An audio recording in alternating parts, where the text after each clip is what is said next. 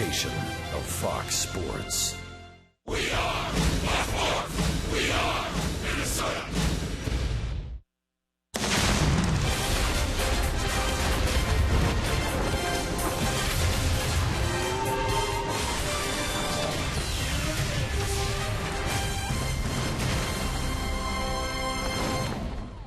St. Louis is known, of course, for the arch. Later tonight, we might have a rainbow. It's game one of a four-game series in two different locations between the Twins and the St. Louis Cardinals. The tarp is on the field here at Busch Stadium, and we hope to have baseball for you as this four-game home-and-home series gets underway. Dick Bramer along with Bert Blylev, and what they're telling us is, weather permitting, the game will start at 7:30. But, of course, weather permitting, I'd never have to shovel my driveway either.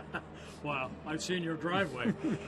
You know what? Well, really, the Twins have been pretty lucky this year. There's been a lot of cases like this to where it rains prior to the game. Not as many times during the ball game where the game is delayed. So if it's going to rain, if it's going to be delayed, let it be at the beginning of the game. And it happened just the other way in Texas, so it's the second time rain has interrupted the schedule for the Twins. Kurt Suzuki's got his helmet on just in case it starts hailing. And Trevor May is waiting to warm up as the Twins hope to get this game in. They'd like to start building a winning streak here. Interesting series with a night game and a day game tomorrow here in St. Louis, and then the same format Wednesday night, Thursday afternoon at Target Field. So we hope to have baseball tonight as the Cardinals, the team with the best record in the major leagues, will host the Minnesota Twins eventually, we believe, in St. Louis.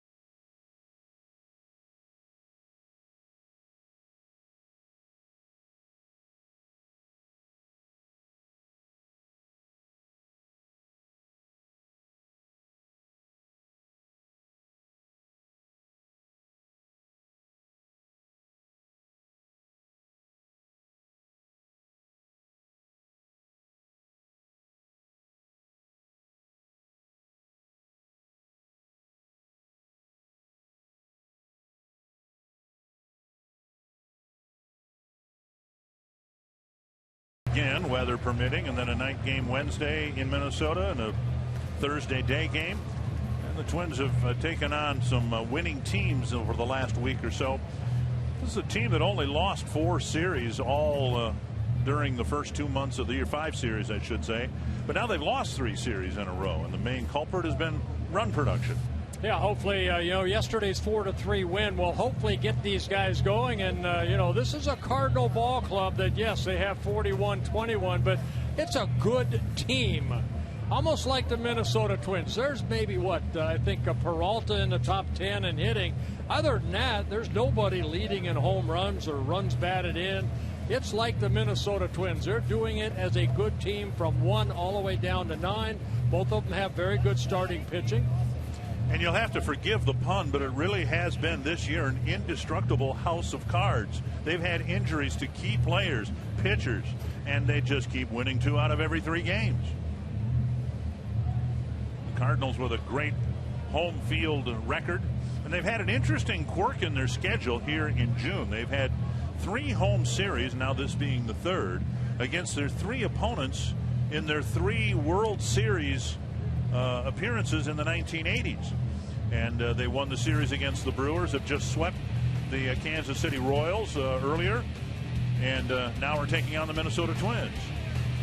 Well, Twin fans will never forget 1987, of course, against the St. Louis Cardinals, but what they have done here, they have won at home. 24-7, very good starting pitching, and there's some of the guys that are not with the Cardinals right now because of injuries. Adam Wainwright, a big part component in their starting rotation. He's out the rest of the year. They're hoping to get Holiday and Adams maybe back later. I noticed you wore your 1987 World Series ring. I always do. I always do. Well, if I had gone to Pittsburgh, I would have worn my Pirate ring. Well, the Cardinals, the one great team that's out there in both leagues, and the Twins will play them for the next 4 games. And John Lackey came over here from the Red Sox, and boy, for somebody who you figured would fill out the back end of the rotation, he's done a very nice job. Paul Molitor has memories of St. Louis, of course, from the '82 World Series. Was originally drafted by the Cardinals coming out of high school, but they were a few $1,000s apart, so he instead went to the University of Minnesota. The Menards batting order for the Twins, and yeah, it's a little bit of a different look. Not only is the pitcher batting, but he's batting 8th. Dozier, Rosario, Mauer, Plouffe, Hunter, Suzuki, and then Escobar, May, and Byron Buxton in his second big league game will hit 9th. Yeah, we both had a chance to talk to Paul Molitor about his feelings about why Trevor May batting 8th, but on the mound here this afternoon or this early evening will be John Lackey making his 13th start. Now, he does have history against the Twins when he's with the Angels and the Boston Red Sox, and a pretty good history for him. The last time they saw him was last June 18th when he was a Red Sox. That was that 2-1 ball game where he and Kyle Gibson hooked up shutout baseball. It went into the 10th inning. Parmalee hit the home run, and then in the bottom of the 10th, Ortiz and Napoli hit back-to-back home runs for the win. Northland Ford defense for the St. Louis Cardinals. Randall Grichuk is in left field. John Jay in center. Jason Hayward in right. Matt Carpenter at third. Johnny Peralta at short. Colton Wong at second. Mark Reynolds at first. And Yadier Molina behind the plate. Twins haven't won a series in June. They'd like to try to win this series. Here's the umpiring crew with Ed Hickox behind the plate. Mike Estabrook, Joe West, and Paul Nart at third base. John Lackey working pretty much off the middle of that pitching rubber. Maybe moves over to that first base side a little bit. 6'6". John Lackey, 235-pounder, is now 36 years old. And Dozier gets a belt-high fastball and fouls it straight back, 1 strike. It's a fastball in the low 90s. Big, like a slurve curve, has some spin on it. Very good circle changeup. And over the last 5 or 6 years, he's had a little cut fastball like a slider. Another pitch up, fouled back. 0-2 to Dozier. 2 more extra base hits in yesterday's game for Dozier. 20 doubles to lead the American League. And 36 extra base hits leading the league as well. 0-2. Dozier drives one to left center field. Headed to the gap, Jay and Grichuk, and it's Jay hauling it in short of the warning track, 1 down. And that'll bring up Eddie Rosario. Byron Buxton got all the headlines yesterday, scoring from first on a double, but it was the other rookie, Rosario, who blasted the double for the eventual game-winning run. Yeah, that in the top of the 9th inning for that 4-3 win. Glenn Perkins came in. Oh, by the way, too, they have two pretty good closers here, too, with the Twins having Perkins and the Cardinals having Rosenthal. This one popped up near the Twins dugout. And making the catch is Carpenter right in front of Paul Molitor. Yeah, saw a little snow cone right there, but Carpenter getting over there and feeling for the railing. Now there is that little opening right there, but he stayed with it. In tonight's game, we are participating in the home run challenge, and tonight every Twins home run in this game raises $22,000 for prostate cancer research, and another $1,000 will be raised for every strikeout recorded by a Twins pitcher. You can make a pledge by going online to homerunchallenge.org. 2 quick outs here in the first, and now Joe Mauer. And a strike on the outside corner. Well, Mauer with the Angels and Lackey with the Angels and the Boston Red Sox. Joe Mauer has faced him 34 times. He has 11 hits off of them, and 2 of them home runs. 1-1.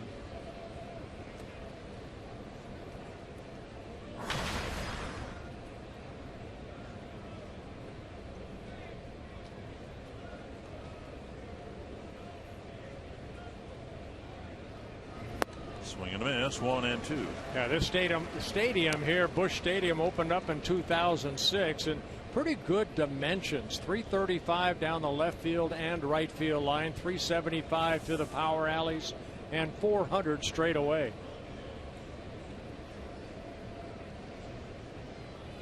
This one to left field, and Grichuk goes back and makes the catch. 3 up, 3 down. Lackey has a quick top of the first inning. Trevor May will pitch for the Twins against the Cardinals.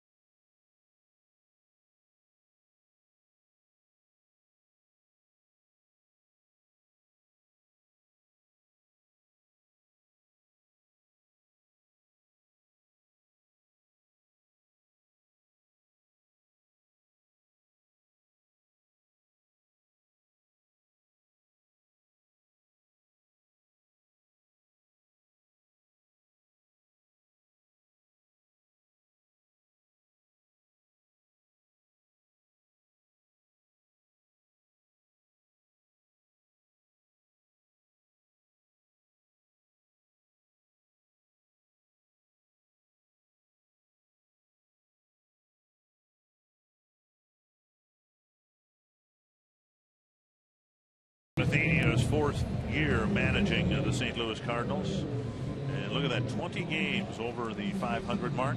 And the Menards batting over for the Cardinals in this first of 4 home-and-home series. Colton Wong leading off. Matt Carpenter batting second. Johnny Peralta hitting in the 3rd spot for the Cardinals. Mark Reynolds, Yadier Molina, Jason Hayward, Randall Grichuk, John Jay, and John Lackey.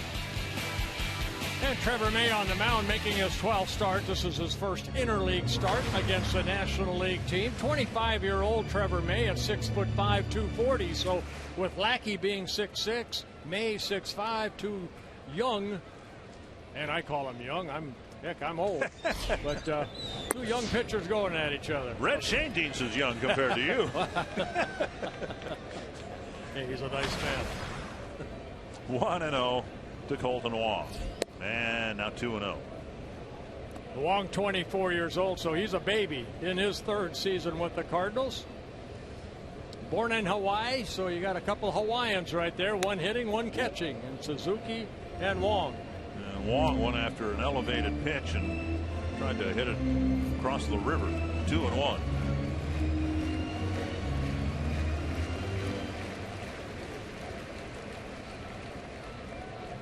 May will come at him with a good fastball. Very good changeup, and then the hard breaking ball. Something off speed missed, and now it's 3-1 with Carpenter on deck.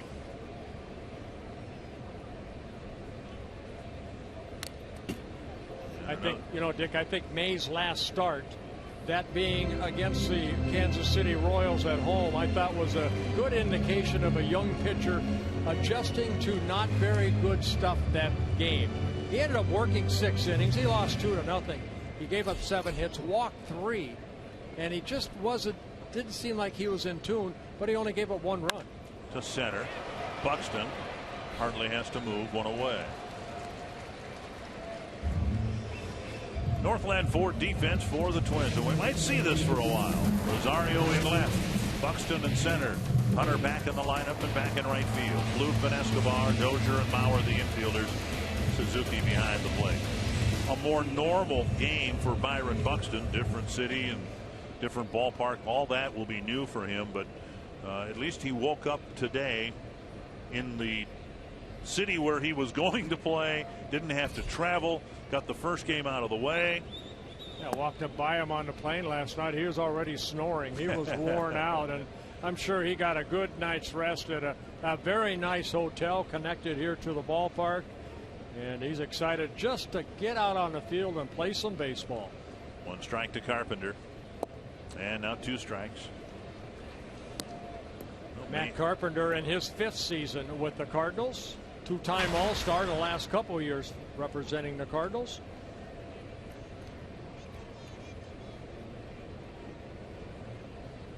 Oh, 2 to Carpenter. Tap to the right side. May a little late in getting over there, but he just barely got there. Close play. Looked like he got the foot down. He hesitated just a little bit after delivering the pitch. Mauer to May, and I think that second out will be unchallenged. I think Mike Matheny right there, you can see him looking in the dugout to see, but May's got to get over there a little bit quicker. Joe gave him a good feed, and it looked like he got that right foot on the corner of the bag before Carpenter could get his whole foot on the bag. The only question is whether May's foot touched the bag, and there's no conclusive evidence to the contrary, so Cardinals will let it stand. 2 down. Johnny Peralta will bat.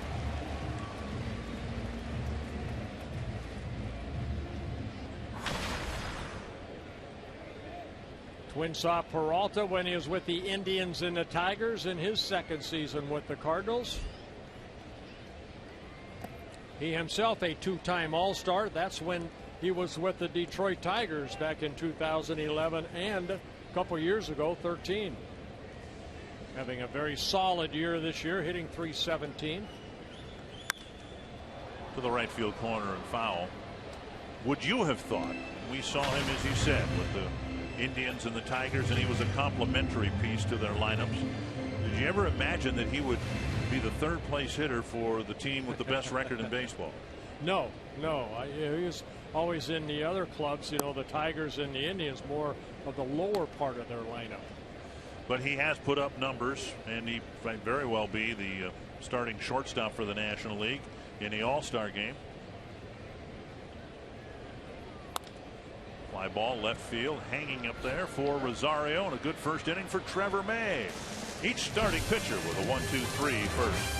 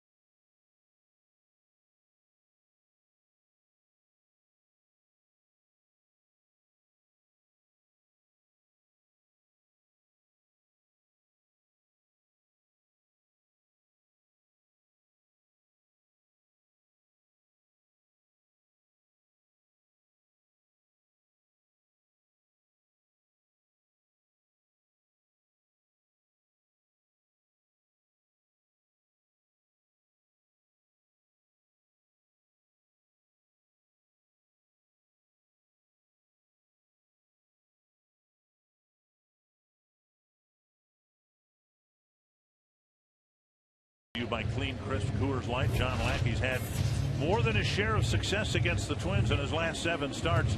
A microscopic 1.38 ERA. And you have to go back. That's going back to August 11th, 2007, when he was with the Angels. 52 1/3 innings in those 7 starts. Only 8 earned runs allowed. Trevor Plouffe, the birthday boy, one of the birthday boys. Yes. Happy 29th birthday to Trevor Plouffe, and also happy 28th birthday to Eduardo Nunez. It's not right having, your teammate have the same birthday you have. Share a cake. Yeah. Pitches up, 1-1.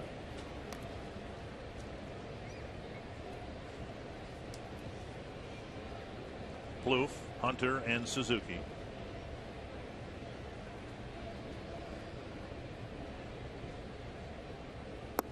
And a strike on the outside corner. Trevor has not enjoyed the month of June, at least playing baseball. Apart from his batting average, he's probably enjoying the month of June. But it has not been a good month at the plate for the Twins' third baseman. Just outside. 2-2. Hey, Lackey is a good pitcher. I mean, he's pitched a lot of ball games. 367 in his career. This is his 367 start. He's averaged about 2.5 walks per 9 and just over 7 strikeouts. And there's a strikeout right there. Ball third strike, 1 down. That'll bring up Torrey Hunter. A good day at the plate for the Twins in the extra base hitting department. 11 over the last 20 hits. You can see 11 doubles, 4 triples, home run, and only 4 singles. Come on, guys. Hey, stretch those singles out a little bit, would you? And now Torrey Hunter back in the lineup, lifts the first pitch down the right field line, a foul, 1 strike. Torrey back in the lineup, serving his 2-game suspension in part because he was ill over the weekend. And told me he lost about 5 pounds over the weekend. Usually it goes the other way. When you go home, you end up putting on 5 pounds instead of losing 5 pounds. But that's what happens when you get a flu bug. I know we both had a chance to ask him today how he felt. He said he feels a lot better. Still a little bit on the weak side, but the veteran wants to be out there playing. Foul to the screen.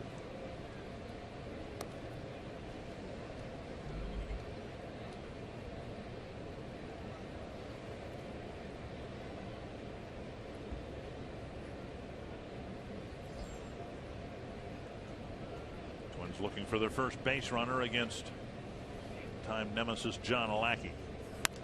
Popped up short right field, retreating Reynolds and Wong. Charging is Hayward, who makes the catch 2 away. And that'll bring up Kurt Suzuki. I didn't know that there was such a thing until I had kids in school who have summertime birthdays. Did you know there was such a thing as a half birthday?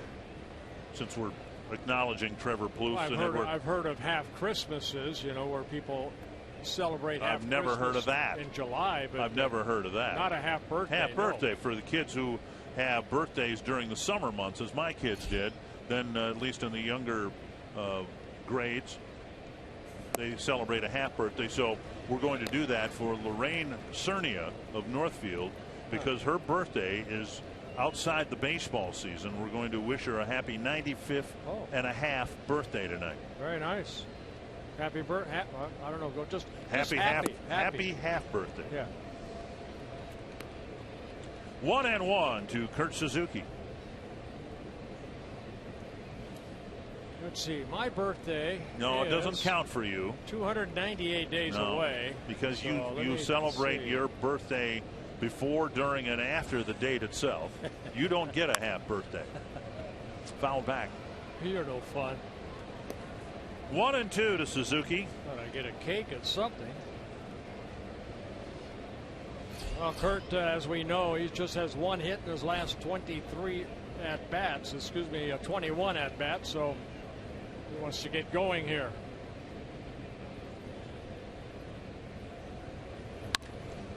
On the ground, nice pickup at second by Wong. And Suzuki retired by his fellow Hawaiian. When we come back, we'll have Glenn Perkins from the end of the Twins dugout. See if somebody's going to throw sunflower seeds on him for a change.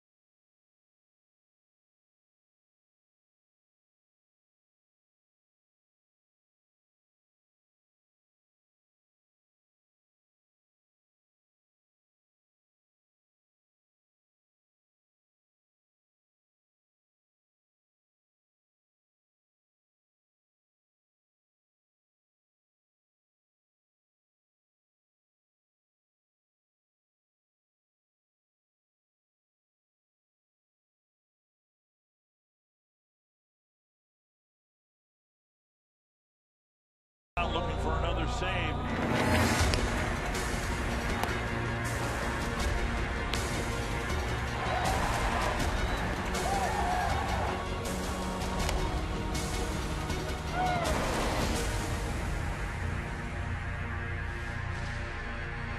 And yesterday, Glenn Perkins in his 22nd save opportunity. Do we have to talk to him? Well, you don't have to if you don't want to. You can stay silent, Bert. That's good. 22 for 22. And Glenn, you've been public enemy #1 among your teammates for these in-game interviews we've done. I understand you've come equipped for this interview. I am. I don't think they know I'm over here, but I got my water bottle right here. So if they, I poked a hole in the top. So if they come over here, they're gonna get soaked. Okay. Hey, Glenn, I got to ask you. You know, sometimes you find yourself in save situations. You have 22 out of 22 so far. Like night after night. Okay, you might have 3-4 nights in a row. But in his last start, his foul ball off the bat of Reynolds. In his last save you had just yesterday, there's a week between starts. What do you do to stay sharp? You know, it's playing catch, and you got to be prepared every day, whether I pitch the night before or not. My routine doesn't change, and you know, that's the biggest thing is staying in routine. That's something I learned from Joe Nathan a long time ago. Is a routine that he had, you know, it didn't change from day to day by the score or anything like that. Probably, if anything, today I was a little more stiff than I normally would be. Just coming back from a week off and then pitching yesterday. So a little stiff today and come out, play some good long toss, and you know, with the humidity in that, ready to go now. Well, let me ask you, okay, your 21st save came against the Brewers last Sunday, and then of course you got the save yesterday on Sunday. In between, say Monday and Tuesday, you say you play catch, but is it any mound time out there to say, you know, the game's out of line, but it's not a safe situation, but you want to throw anyway? You know, I've never gotten much out of that. Okay. Fly ball to center, and Buxton glides over, 1 down. I've never gotten much out of that. Just when there's no adrenaline, it's hard for me, you know, in the 9th inning or the 8th inning, whatever it might be, to throw and to get into it and really get much out of it. You know, so I try to avoid that just because if anything, it'll promote a bad habit, you know, and just not being in the moment, getting the adrenaline, those things, it's hard to simulate warming up and pitching in a game. So I try to avoid it if I can. Let's talk about not getting much out of it. You know, I know that before a series, you get all the pitchers, catchers, you all sat together, you went over the Cardinals.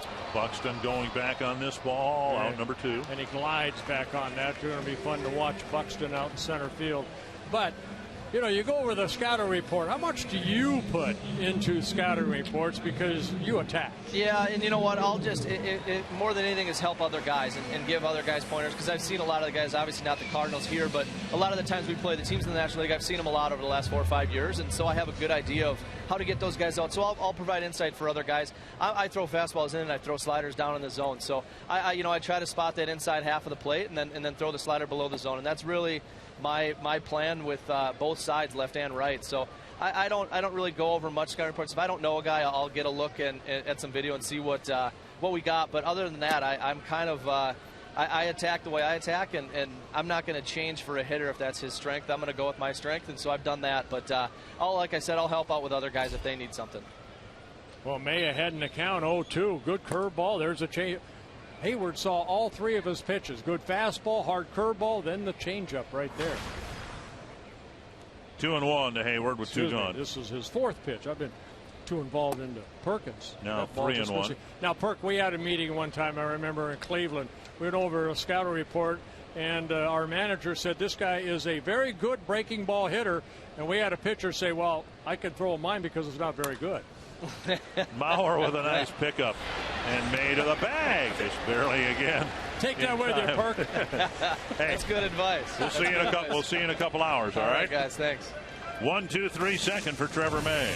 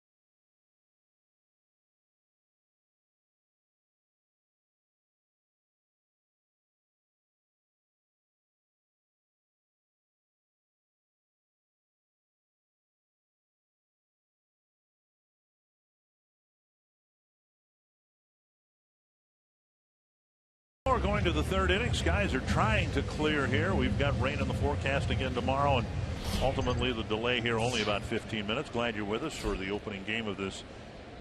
Which is the series? Are you calling this a 4-game series or a pair of 2-game series? Probably pair of 2, but it's going to be a 4-game series, basically. Two here in St. Louis and 2 up in Minnesota. Yeah. Eduardo Escobar, then the pitcher Trevor May, and then the center fielder Byron Buxton. Escobar takes inside ball 1. Twins have hit 4 fly ball outs, a ground ball out, and a strikeout through 6 at bats against John Lackey. Yeah, Lackey kind of looked at Hitchcock right there saying, come on, man, I need that pitch. On the ground, hit right to Reynolds. Escobar retired. And let's check in with Jamie Hirsch. Well, as Trevor May steps into the batter's box for the first time in his big league career, he might have a little bit of nerves taken there with him. We just watched him in the on-deck circle, and he looked a little bit out of place. His teammates say his swing looks a little out of place as well. He's not very proud of it. He told the equipment manager to give him the lightest bat they've got, and it just so happens to be his catcher's bat. So Kurt Suzuki sharing more than signs with Trevor May tonight. We have contact. 1 strike. Yeah, if I remember right, in interleague play last year, pitchers actually did pretty good. Well, in Pittsburgh, like Belfry went 2 for 2. Yeah. That's stepping in the bucket. I mean, that is. Wait. You know what? Your heart is in it, But the other end says no way. Look at this. Well, he's looking for something inside that he can drive. I don't know where he's going to take it for a ride, but. And foul tip, and May will have one more. Give him this. He's going. If he's going to go down, he's going down swinging. You're darn right. Take no prisoners. Go down swinging. Aren't you supposed to keep your hips closed? I don't think Tom Bernansky had time to work with them. Rudy Hernandez, the two hitting coaches here. Hey! See, that ball was in a little bit. That's why if Lackey makes a mistake watch out. Watch the location of this pitch. I like the leg kick. Yeah, that's like Herbie Puckett. Mm-hmm. And that's about all.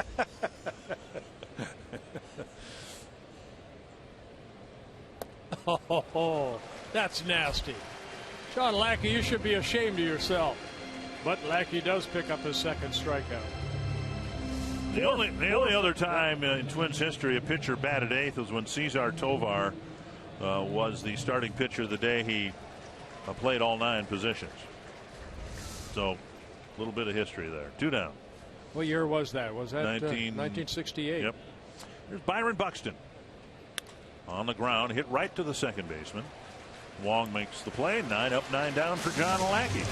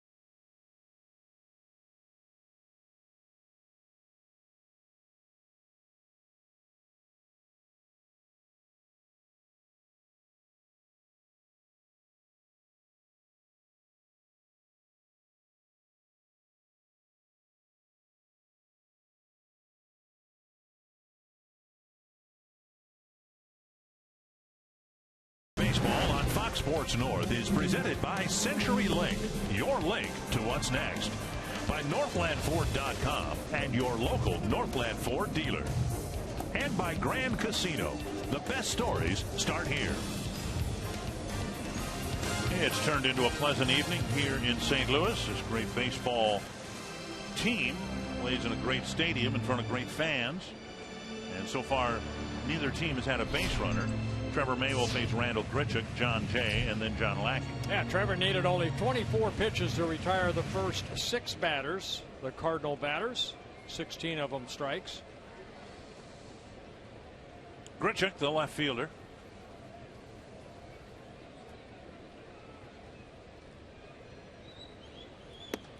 And a pitch up. Ball 1.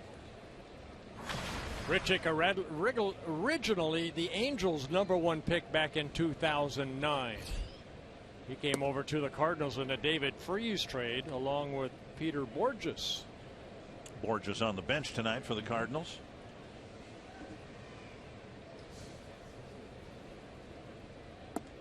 Another breaking ball. This just off the corner, and it's 2-1. Took a little off that breaking ball, and then he'll have that tight curveball too. And I think that's what we've seen as May gets more experience with every start. The ability to change speeds within his arsenal of pitches. Now, even though right there, Suzuki said fastball away with a little pinky. You don't try to aim it, you let it go, even though it wasn't right there. That one too much of the plate. Deep to left center field. Buxton to the warning track, leaps and can't make the play. And Grichuk will go to third, and Buxton is slow in getting up on the warning track.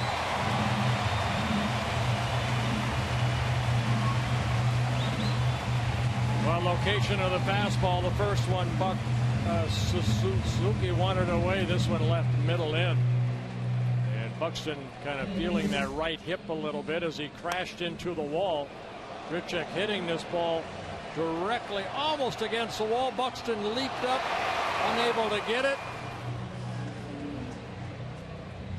And it hit off his glove, and then he collided with the fence. Rosario has to pick it up and get it back in. Grichuk with a triple, his 4th of the year. Infield in now with Grichuk at third and nobody out. You have John Jay and then the pitcher. Strike one.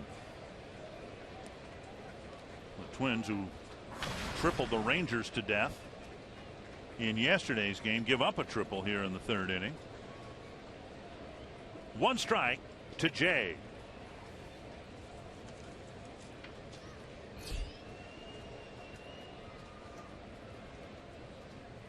Up and away. Jay not one to strike out a lot. 133 at bats and only 21 strikeouts. Yeah, he's really struggling early on here. Last year hit .303 in 140 games, a career .295 hitter.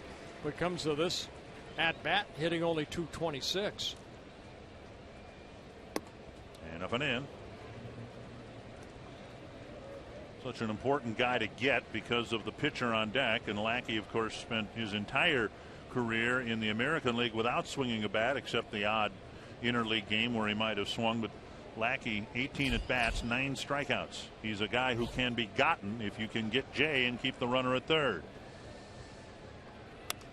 To short left, Escobar going back, and that'll drop for a hit. And it'll be an RBI bloop single for John Jay, and the Cardinals score first. Yeah, not much defense can do about that with the infield drawn in. Escobar in on the grass, and that ball hit a little flare into short left field. Rosario playing back a little bit, and you can see this little flare going in. Rosario cannot get it, just lands in no man's land. Grichuk is the first runner to score, and for Jay, his 10th RBI of the year. A 150-foot single driving in the game's first run, and now Lackey will be asked to bunt. Now you got a bunt right here. Lackey has 1 sacrifice on the year, and he'll square around early. Barely managing to keep his feet in the batter's box. Mauer. Boy, I think Joe had a play at second base. He sure did. Yep.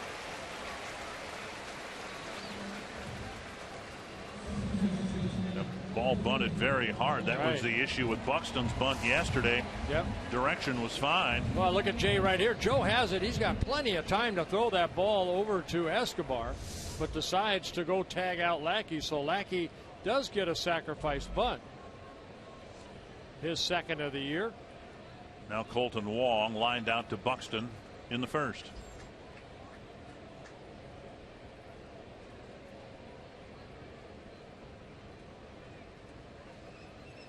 Big swing and a miss. News today in San Diego that manager Bud Black was dismissed. 3rd major league manager to be fired during the season. Padres a game below 500. 6 games back of the Dodgers in the National League West.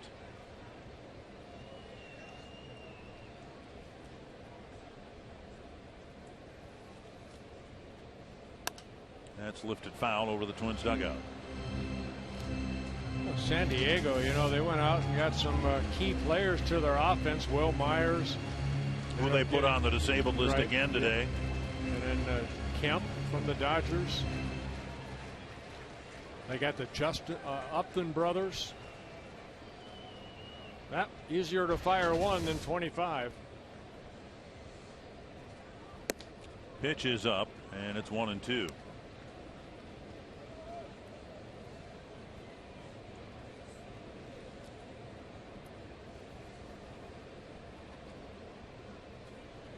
Jay at second after an RBI single and a sacrifice.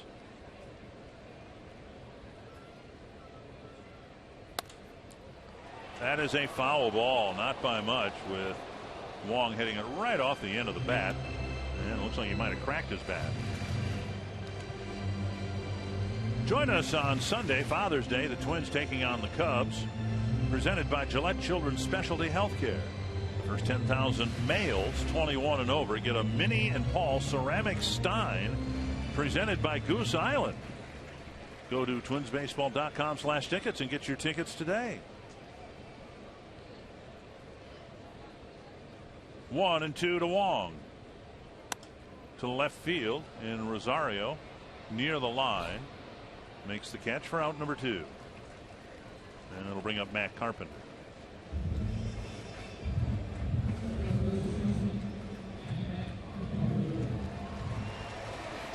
Carpenter with a ground ball to Mauer his first time up.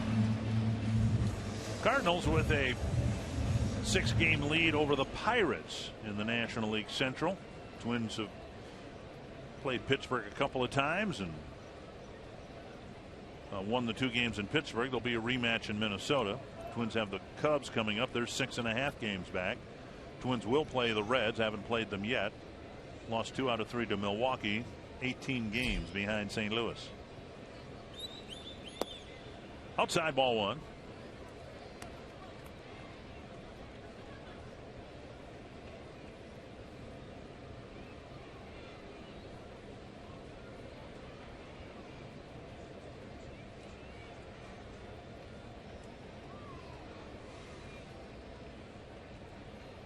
And up and away 2-0.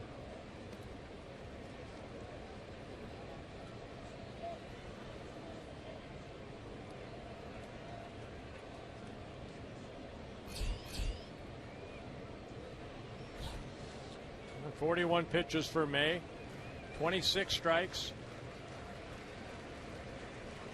Looking for his first strikeout. Got to get strike 1. There's strike 1. Carpenter really doing well in these situations, hitting .457 with men in scoring position. And when players have numbers like that, that's how you get to 20 games over 500. 2-1.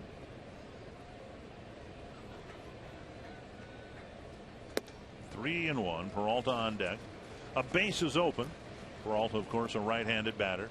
Yeah, May missing up in the strike zone. Dropping that arm just a bit, creating that high fastball.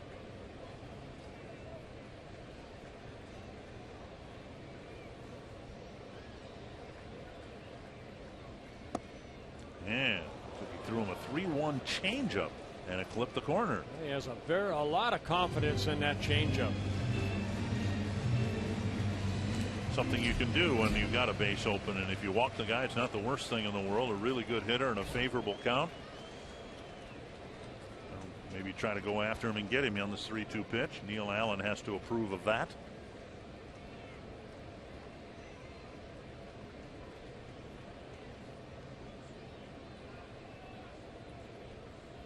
Struck him out. Strong finish to an inning for Trevor May. A leadoff triple leads to the game's first run, and Brian Dozier will try to lead the Twins off with an extra base hit on the 4th.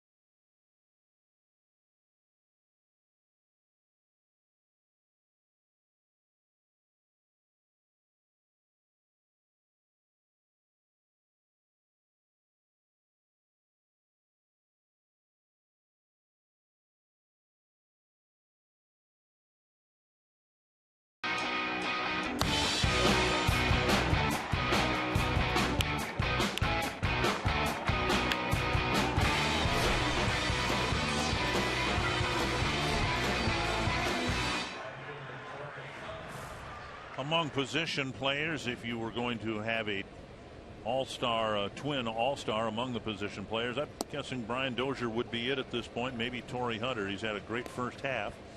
Hit a fly ball to center his first time up. It'll be Dozier, Rosario, and Mauer facing Lackey. Twins still haven't forced Lackey to pitch from the stretch. Swing and a foul, 0-2. Yeah, I think we've seen Brian Dozier since 2013 really mature into the player he is today. He works hard. I think he has shown all of baseball. He's a great defensive second baseman. He's committed only 1 error on the year. Offensively, swinging for extra base hits, leads the club with 13 home runs. To left center field and deep. Jay chasing it. He won't get there, and it bounces into the seats for another Dozier double. 21st a double on the year for Brian Dozier. And the Cardinals started their 3rd inning with a triple. Now the Twins start their 4th with a double. Well, Lackey first hit off of Lackey, a little breaking ball that Brian actually goes out and hits that ball, got underneath it, hit that ball all the way to the warning track. It bounces over the fence for the ground rule double.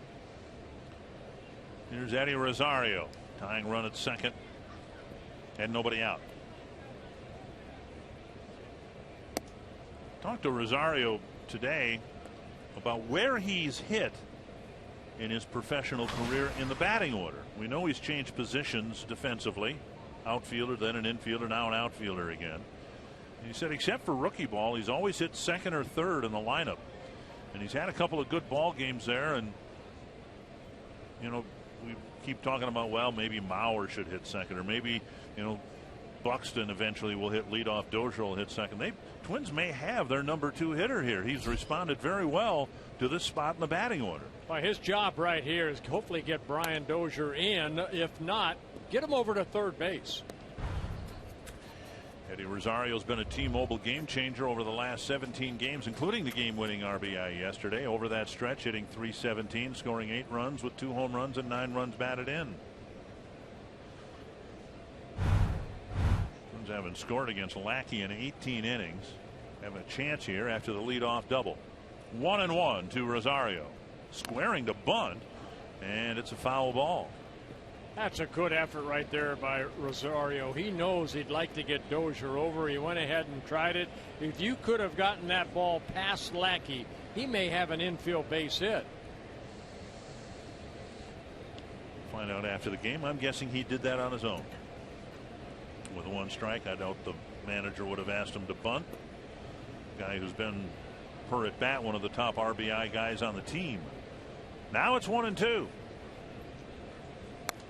Protecting the plate. But sometimes when you're facing a good established pitcher like Lackey, the Cardinals just put a run on the board. You'd like to answer it right back. Twins have not had that many opportunities to have big innings against Lackey. Again, going back to 2007, in 7 starts, he's 4-1 with an ERA at 3.38 against the Twins. Busted bat to left, and a running catch by Grichuk, 1 away.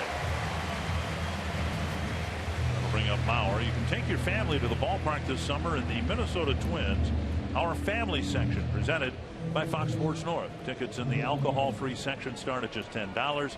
Include a free Schweigert hot dog and Pepsi. For ticket information, visit foxsportsnorth.com. Click on upcoming events on the Hot Topics bar. Mauer with a fly to left his first time up. Rosario didn't drive in the run. He didn't advance Dozier to third. We'll see what Mauer can do about the situation. 35 runs batted in on the season. Counting tonight, the Twins have 100 games to play this year.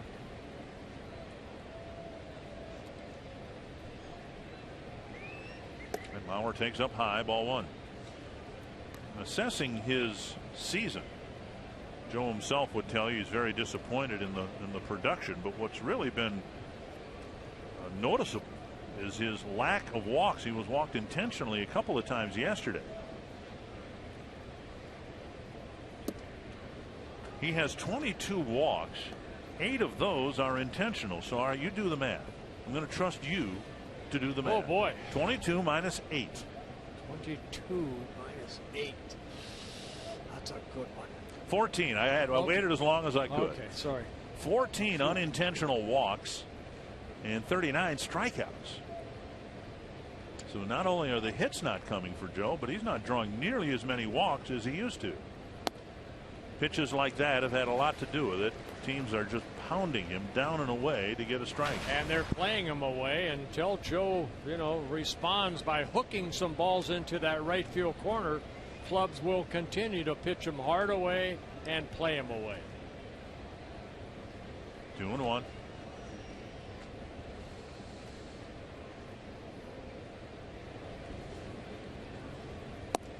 Just off the plate now. 3-1. In as recently as 2012, which was the last time Joe had 500 at bats, he walked 90 times and only struck out 88 times. A favorable count here. We'll see what Lackey gives him with the tying run at second and 1 out.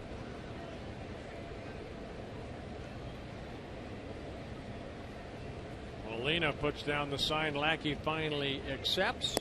He tried the breaking ball and it was high. Kind of the same situation with that May had in the bottom of the third with a base open, 3-1 count. May did not walk that batter. Lackey does, and now Plouffe will hit. Well, 3-1, you can see he wanted to hit the outer half with that breaking ball and left it up. Plouffe called out on strikes his first time up. All right, give yourself a birthday gift right here.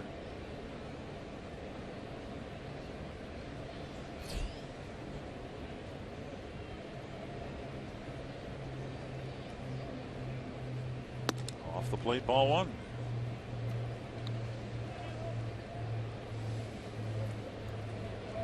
Lackey making his 13th start, his 7th here at Busch Stadium, where he is 4-1 with a 1.73 earned run average. His struggles this year have been on the road. 0-3 ERA over 6. And time called by Molina. Well, Lackey's given the Cardinals their money's worth this year, in part because of his contract. A quick trip to the mound by the catcher, and he didn't even make it all the way to the mound. But Lackey signed a big deal with the Red Sox, but in the final year of the deal, this year, he agreed to pitch for the major league minimum. You talk about a front-loaded contract.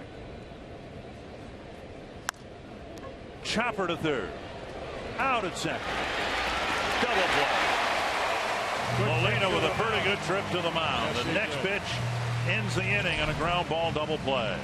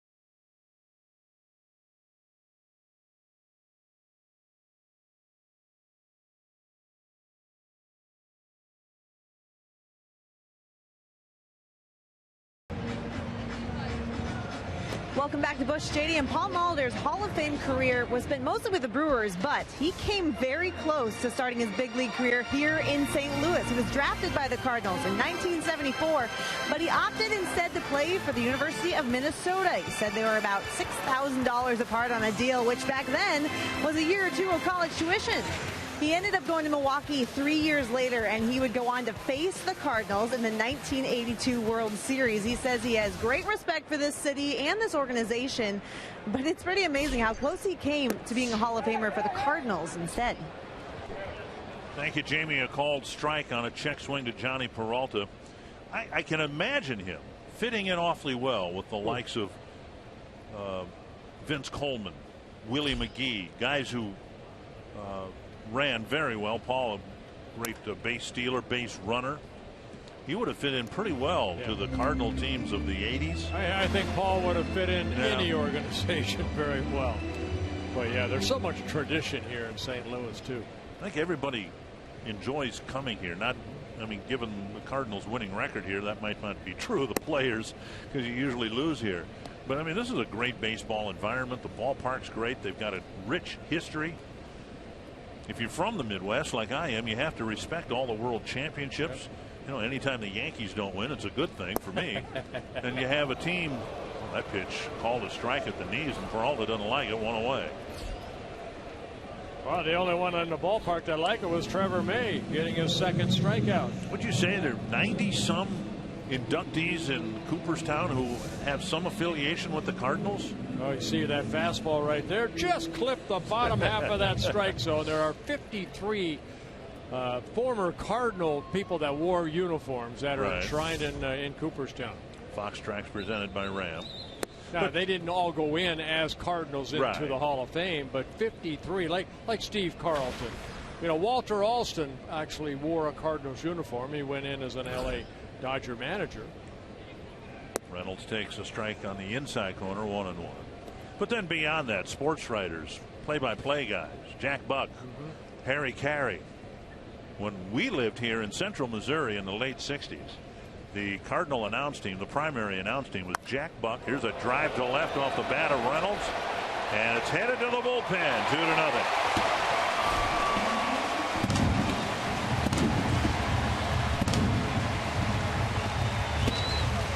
Well, with Matt Adams on a disabled list, it's Mark Reynolds who gets to play some first base.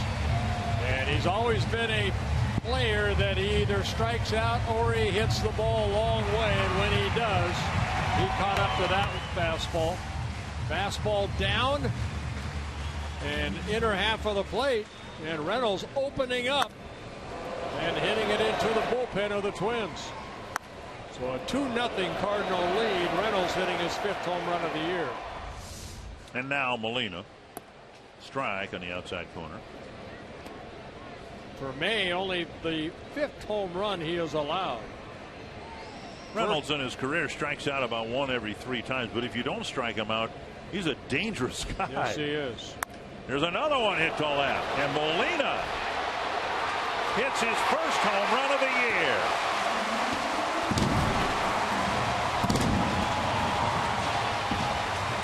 I was told before the ballgame, I believe this is his first home run since July of last year.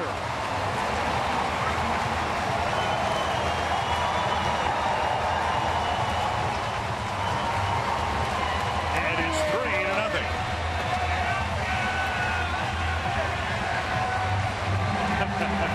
They almost give him the silent treatment. Molina lost 40 pounds during the offseason, and there was some concern here that with the weight loss also came the loss of power, but he hits a home run here in the 4th inning. And now Hayward takes down and away ball 1. You know, Twins had gone up until yesterday not allowing back-to-back home runs. It was Moreland and Gallo yesterday for back-to-back home runs, and here it's Reynolds and Molina back-to-back home runs. Just 3 years ago, Molina hit 22 home runs. But now he's got his first against Trevor May. 1-1. Chopped off the plate.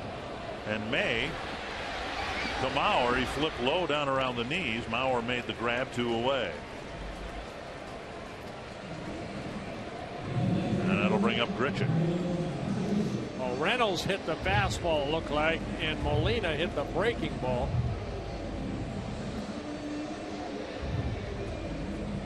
And both of them looked like they were middle in. Both ended up in nearly the same spot. Out on the left field bullpen, the Twins bullpen. 3-0, and now Grichuk, who tripled off the glove of Byron Buxton in center field, and then later scored on Jay's blue pit. That landed 3 feet in front of the plate. Ball 1.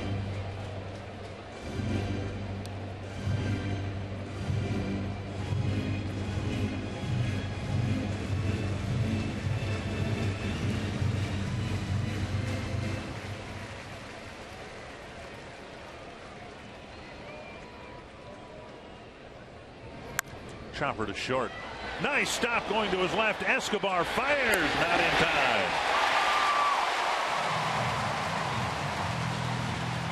And Grichuk has an infield hit. Grichuk hitting down that line very quickly, but a great effort by Eduardo Escobar, diving to his left, ball going up the middle. Grichuk hitting this ball sharply. Escobar getting up as quick as he can. Good, strong throw, but Grichuk just beat it out.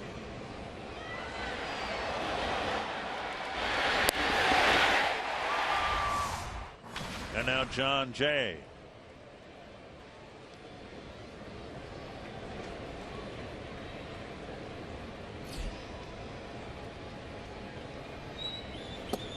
Missing inside, ball 1. Jay with an RBI single. Twins had the infield in after the triple by Grichuk. And Jay just hit a little chip shot into short left field. It traveled after the bounce and roll about 150 feet. Buxton to the gap makes it look easy to end the inning. A couple of solo home runs, and now the Cardinals have a 3-0 lead.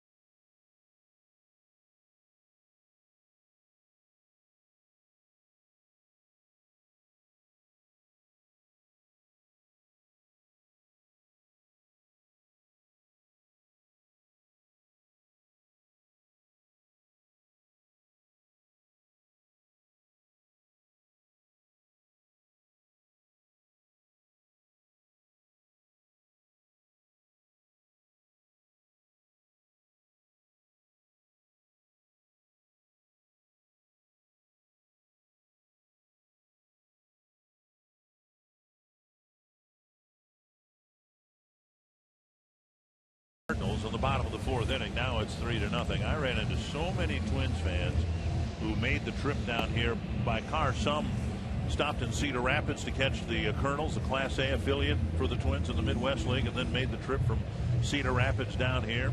Many of them making the decision rather spontaneously. Are Pepsi fans of the game. Some of those fans, a spontaneous decision to come down here after word that Byron Buxton was going to be called up in Texas and would play his 2nd and 3rd big league games here. Torrey Hunter will lead off the 5th. Hit a fly ball to right his first time up. Yeah, John Lackey only 1 hit allowed. That was a double to Brian Dozier leading off last inning. 44 pitches, 33 have been over the plate for strikes.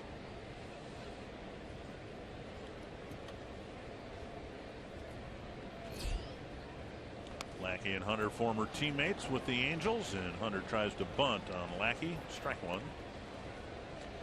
I don't know if he was bunting on his former teammate Lackey, but bunting in front of Carpenter, and there's a very special bond between the Cardinal third baseman, Matt Carpenter, and Torrey Hunter. Professionally, Hunter kind of adopted Carpenter years ago. On the ground, rolled right to Wong. One down. And that'll bring up Suzuki. Yeah, that's when his son was going to high school, and the high school coach was Matt Carpenter's father.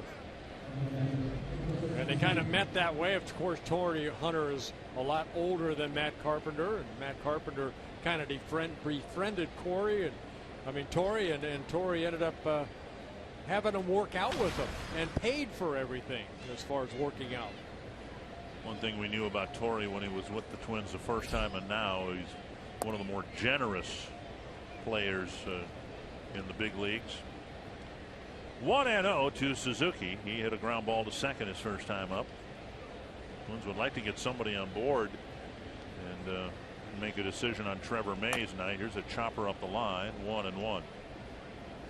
The worst fear for Paul Molitor in batting the pitcher eighth would be for, and now that the score is 3-0 and the situation's a little bit different, I suppose, but to have, say, Hunter and Suzuki or Escobar, two of them get aboard, and it's the pitcher up instead of a position player who'd be a more accomplished hitter. On the ground on two hops, Reynolds has an easy play to Lackey, 2 down. Doesn't look like that's going to happen, however. And that'll bring up Escobar. An interleague edition of our carsoup.com trivia question. Which Twins player has the most career RBI in interleague play?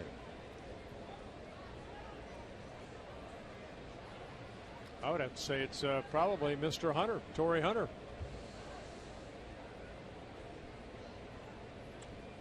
The question could be misleading. Not that the people who put these questions together intentionally try to do that. I think they're trying to fool us. I think that, but as a Twin, if it's as a Twin, then the answer might be different, because Torrey spent the last 7 years.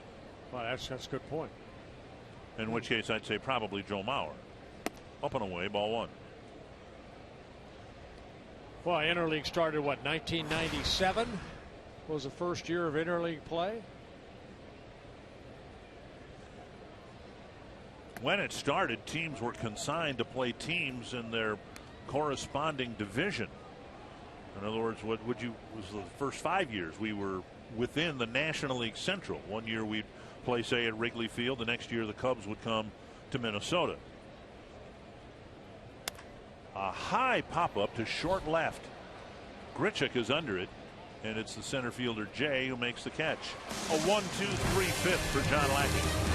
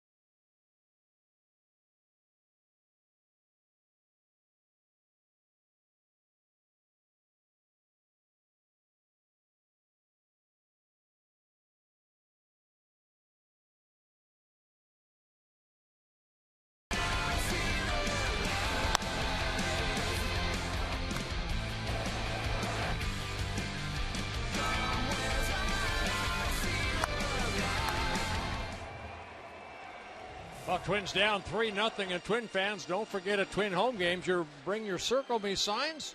You might find yourself on a Minnesota Lottery winner circle where you could win $100 worth of lottery scratch-off tickets, courtesy of the Minnesota Lottery. John Lackey to lead off the 5th, then Colton Wong, Matt Carpenter. Trevor May gave up a run in the 3rd, 2 in the 4th. His spot is due up leading off the 6th, so this might be his last inning of work. He'd like to make it a scoreless inning. First pitch, and Lackey with a Trevor May looking hack. Hey, you know, usually you do as a pitcher. You get that fastball. Pitchers want to get ahead of you when you're up there at the bat, and hopefully you hit it hard somewhere. Now, you told me before the game that you looked it up, and you and your big league career got 60 hits. Well, 59 during the season, 1 in postseason when I was with the Pirates. Okay. Yeah. Well, I'll count that one. Yeah, so do I. So 60 hits, and you drove in how many runs? I drove in, I believe, 50. This hit pretty well to center, but Buck 58, something like that. I had almost as many sacrifices. I took more pride in bunting than I did because you couldn't hit. Yeah, so I had to learn how to bunt. One down. Colton Wong will hit. Wong 0 for 2, hit a liner to Buxton and a fly ball to Rosario. Indians-Cubs game was rained out. There was some concern about the game in Detroit, but they not only have it underway, they're almost done with it. Well, there was a lot of concern here. Yeah. About that front coming through. Tigers leading the Reds 6-0 in the 9th inning. Kansas City leading the Brewers 5-0 in the 5th. White Sox getting shellacked 11-0 in the 8th inning in Pittsburgh. That's Francisco Liriano, I believe, on the He had a no-hitter, I think, into the 5th inning, and then they broke it up. Someone did. Gotta love that run support. Fouled back again. Pirates actually playing pretty good ball. You know what? The Twins won the 2 games, but they really woke the Pirates up because immediately after the Twins took 2 in Pittsburgh, the Pirates have been able, I think, to even pick up ground on the Cardinals. That's how hot they've been. 2 strikes to Wong, and another foul. Yeah, Wong has that open stance when he approaches the plate. Almost shows his belt buckle to the pitcher. But then as that pitch is delivered home, almost shades of Brian Downing when he played with the Angels in Chicago. Good curveball right there. And Wong knew it. Strikeout number 3 for Trevor May. At one point, the Twins had the second best record in the major leagues behind the Cardinals. And while in June the Twins have faded, the Cardinals keep going on, even though, as you can see in our Sanford Health injury report, it's not just injuries, but injuries to key players. Right. I mean, all-star type players. So, yeah, that hurts, but it has not hurt. You know, they'd like to have him back, but Cardinals keep plowing away. 2 down. And now Carpenter takes ball 1. Again, mentioned nobody in the top 10 other than Peralta in hitting. So again, it's a balanced team that continues to win. 24-7 at home, 17-14 on the road. Within the division, they are 19-8. Right.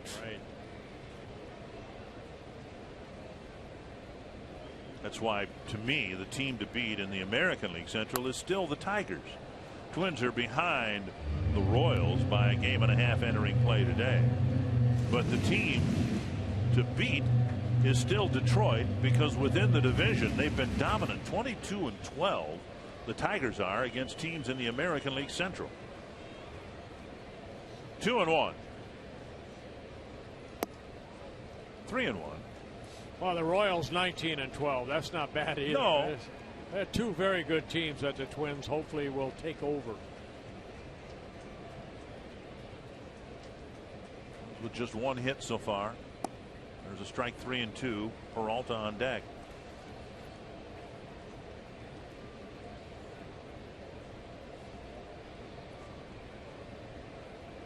You see the Twins record. They've dropped back now to just 6 games over 500. walk to Carpenter will bring Peralta to the plate. Yeah, that is the first walk of the ball game for Trevor May. He should be fine as long as he continues to limit his walks. You know, on the season, he's given up more hits than innings pitched. The home runs hit against him were just the 5th and 6th home runs he's given up this year. And if you don't walk people and you give up, you know, a little more than a hit per inning pitch, you keep it in the ballpark, you should be able to, you know, have some good starts and win more than your share of games. Yeah, we kind of went over his last 5 starts. 3.03 ERA for Trevor May in 32 2/3 innings. Only 4 walks, but 3 of those came at his last start over his last 5 starts. Fouled away, 1 strike.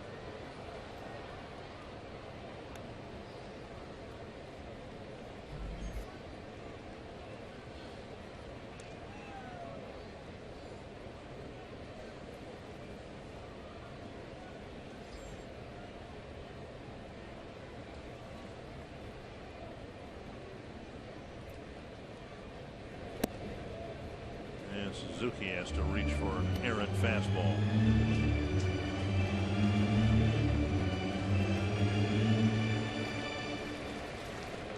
May with 77 pitches, 50 strikes. Good strike to ball ratio.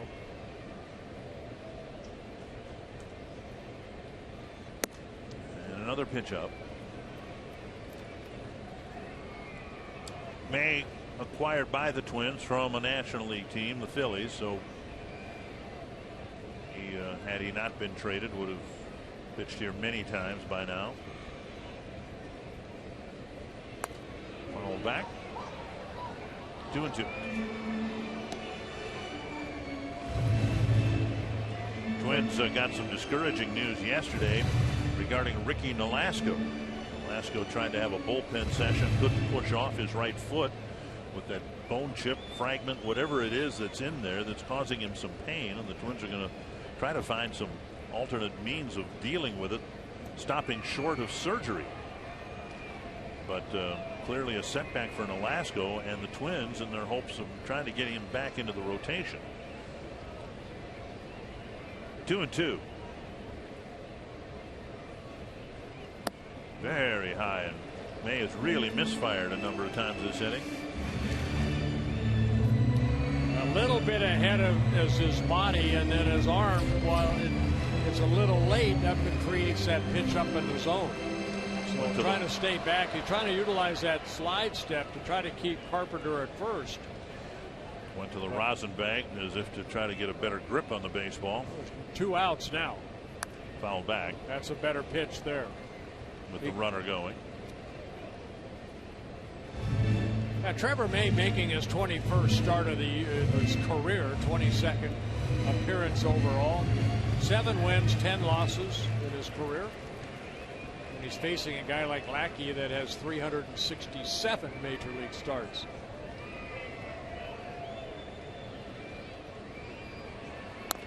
Runner goes and another foul ball.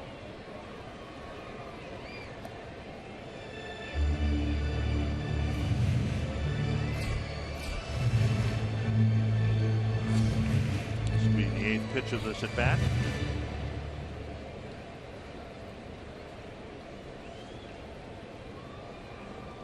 For Carpenter to get back to his leadoff position. There he goes. High fly center field. Buxton back to end the inning. It'll be the pitcher spot, and then Byron Buxton hitting for the Twins, down 3-0 in the 6th.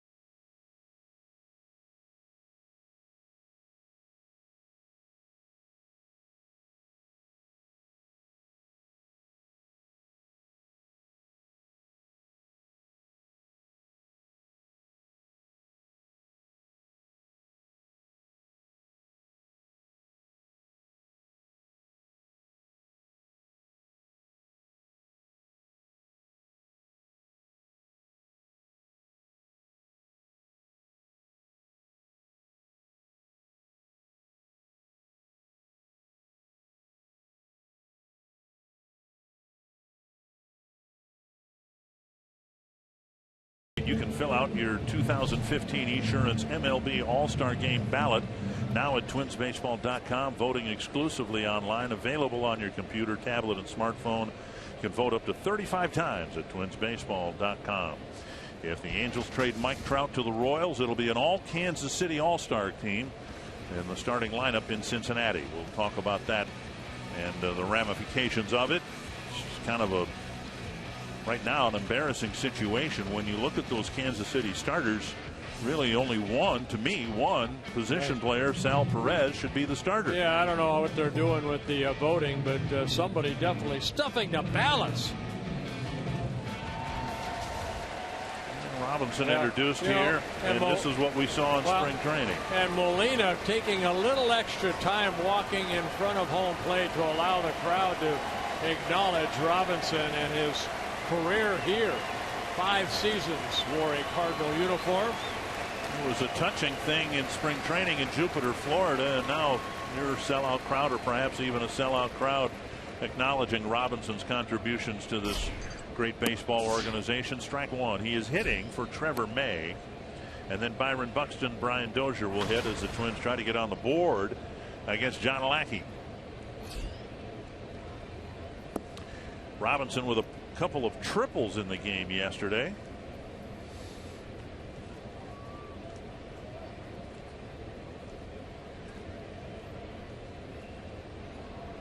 One and one. Swing and a foul. Robinson had never had more than one triple in one season.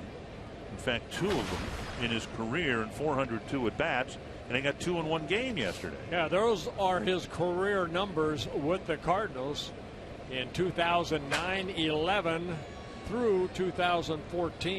Up the middle, and Robinson spanks a single to lead off the 6th. That'll bring up Byron Buxton. Robinson in his first pitch hitting opportunity. Of course, in the American League, you not that opportunity to pinch hit too much, but Shane Robinson taking that breaking ball right back up the middle. Second hit for the Twins.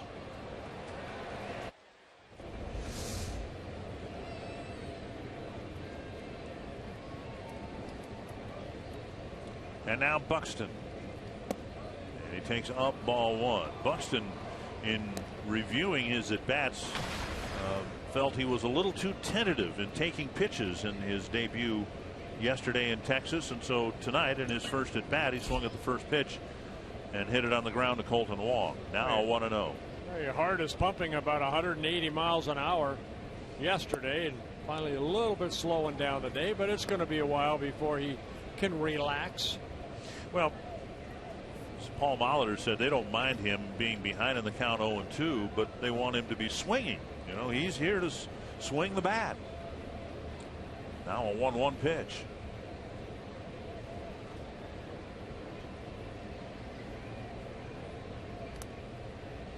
And as we said yesterday, you know, if the projections are right, he might have 10,000 of these at bats in the big leagues.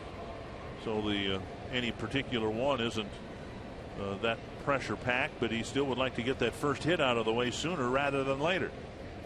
Right now 0 for 5. And now he's got a 2-1 count.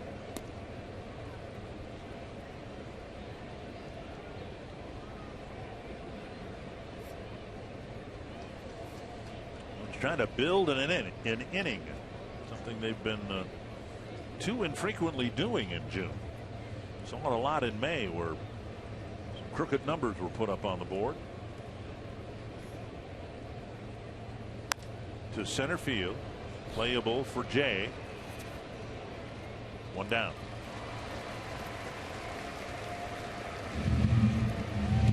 Well, one thing yesterday we did get to see Byron Buxton on that double by Rosario show off his speed from first to home.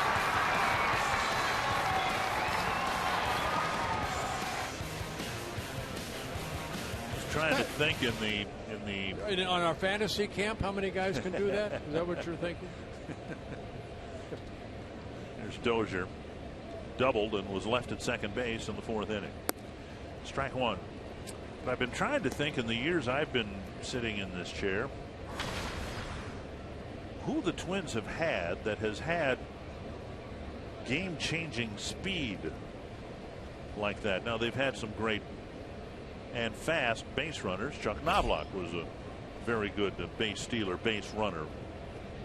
I think of Greg Gagne. Gagne, yeah, not so much a base stealer, but a base runner. Right. And I really haven't been able to come up with anybody who physically has the gift that Buxton has.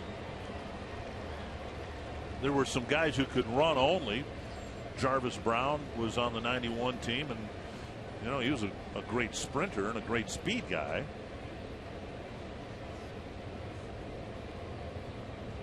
In terms of an everyday player, I don't know that we're not seeing something we haven't seen for a long time in a Twins uniform. Talking with Paul Molitor about the hype that has been built around Buxton. Well, I tell you what, but I know Buxton's quicker than Gagne, but what Gagne did right there, what Buxton did, I tell you, they weren't that maybe a second apart. Yeah. He could, once he got motoring, he could fly. I asked Paul whether he could remember a player that came to the big leagues with the accompanying hype at this level that Buxton has, and wasn't a Twins player, but he did mention Clint Hurdle. When Hurdle was the rookie of the year with the Royals in whatever year that was, 79, 80, was on the cover of Sports Illustrated. And then you've had recently Steven Strasburg, of course, Bryce Harper.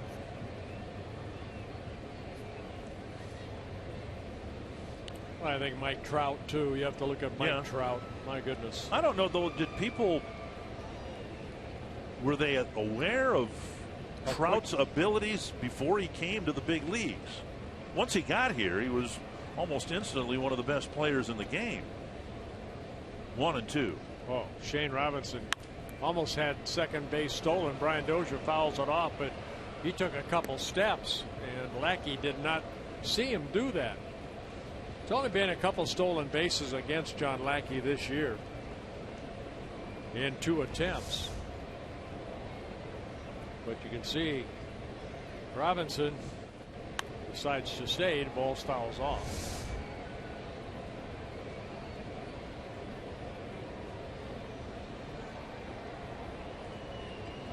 Molina behind the plate, still a very good throwing arm.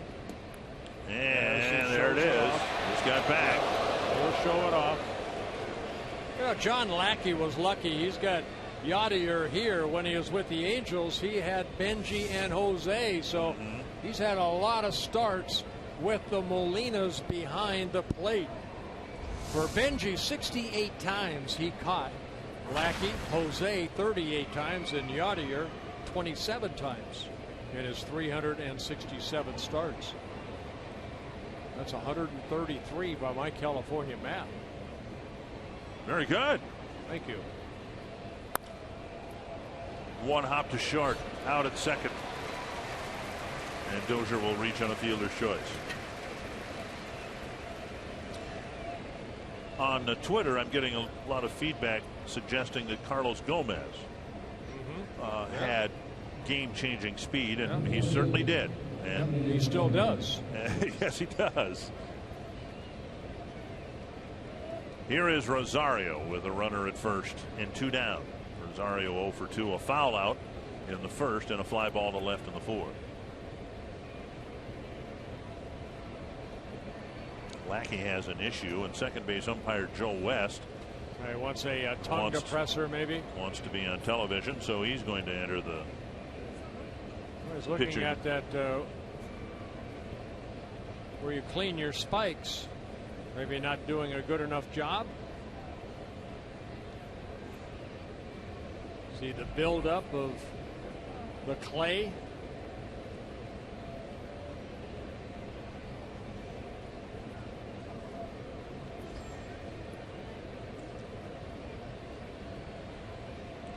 The mat that is spiked down to the back of the mound. Usually, maybe it's loose. Maybe that's why. Well, you can see it was in the center of the shoe. Sometimes you can't get that because the cleats sometimes stop it from really the mat getting into the bottom of your shoe.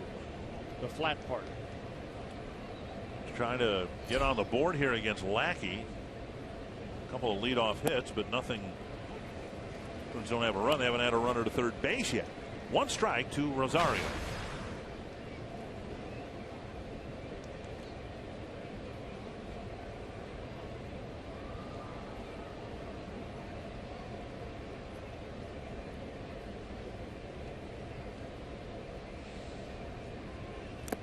And a foul ball. A big slow breaking ball there. Lackey making his 41st interleague start. 18 wins, 13 losses in interleague play. Very good 3.38 earned run average. Looks like Michael Tonkin will pitch next for the Twins once we get to the bottom of the sixth. Twins lifted Trevor May for Shane Robinson, who is still at first after his leadoff single. Actually, Brian Dozier's at first. Robinson was forced at second.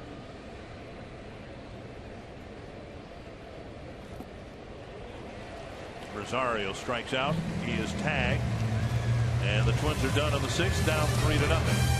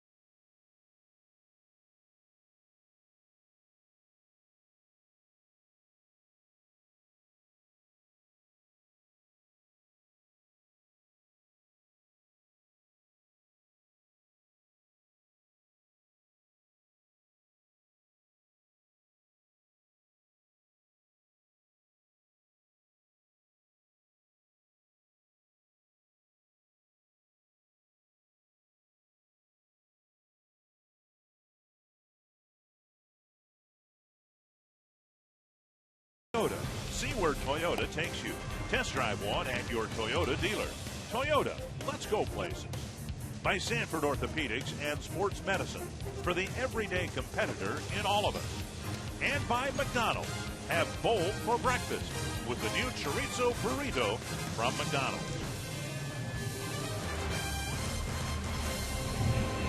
Well, remember, the grounds crew has picked up the mat.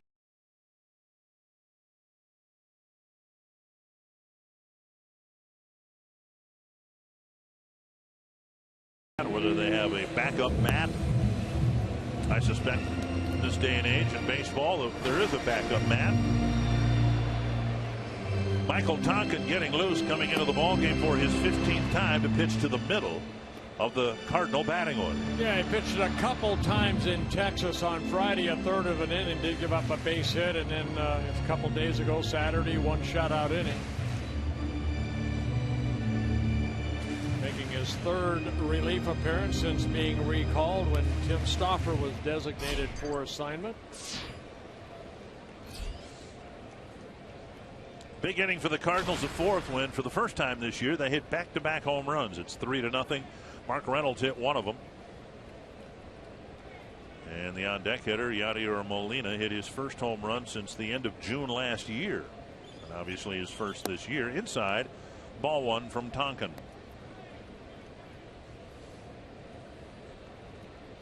Tonkin with a good fastball, hard slider, occasional changeup. Couple of finals in the American League Central. Detroit 6-0 over Cincinnati. Anibal Sanchez with a two-hitter, a shutout. Pittsburgh shut out the White Sox 11-0. The White Sox got 2 hits and committed 3 errors. We told you the Indians rained out. Royals are leading 7-2 in the 6th. 3-0. Reynolds, Molina, and Hayward here in the St. Louis 6th inning. And not even close. A leadoff walk, and that'll get Molina to the plate.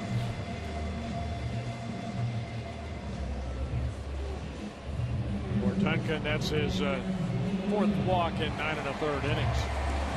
Kurt Suzuki and the Twins invite you to Aloha Night 2015.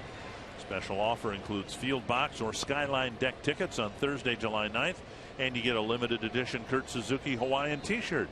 Portion of the proceeds will benefit All Pono, a youth sports program in Hawaii. Strike on the outside corner. Offer is available exclusively by visiting twinsbaseball.com/aloha. As we discussed the other day, never been to Hawaii, but aloha means both hello and goodbye, doesn't it? Yeah.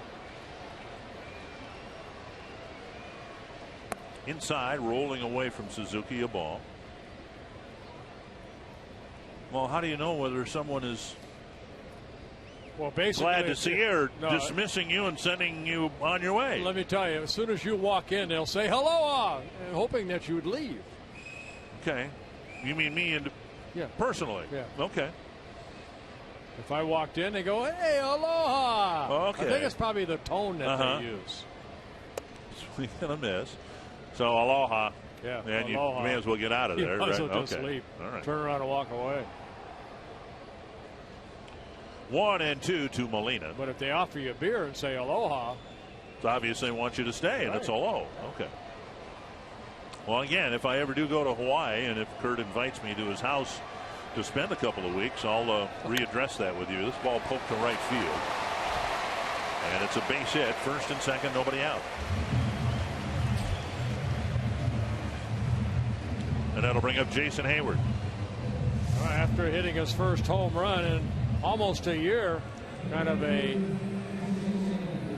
bad swing right there by Molina, just taking the ball the other way, weighted back nicely. It's his 2nd hit.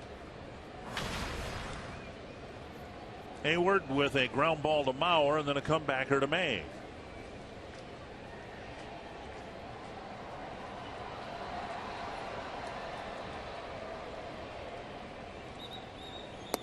Over the inside corner, strike 1.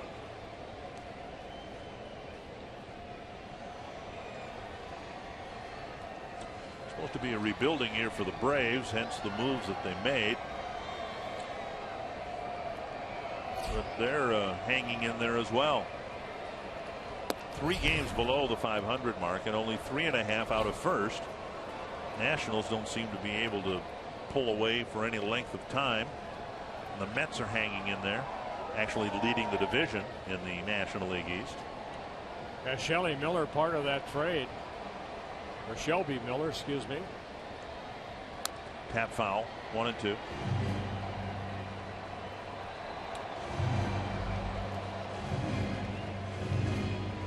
The Marlins hanging in there. They're 10 games below 500, but really don't hear much about them other than when Giancarlo Stanton hits a 470-foot home run. But they're only 7 games back.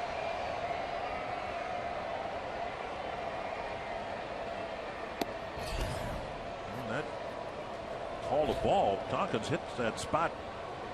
You can see the shadows of Fox tracks there. He's put him on the inside corner, which is where the Twins apparently want to go after Hayward. He just hasn't gotten the calls in there. Yeah, Hitchcock does not like to call that pitch inside, I guess. Dozier with a nifty pickup and save it first. Yeah, Hayward, for a big man, 6'5", about 245, he can still get down that line. Hit that ball sharply. Brian Dozier made a great play on the one hop. Then Escobar's throw had something on it. So it just shows you how quick Hayward got out of the box to stay out of the double play.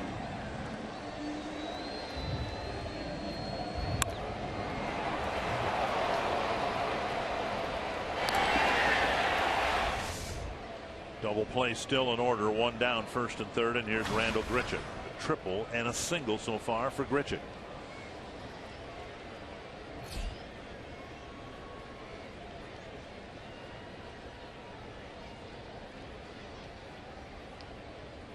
Foul back, one strike.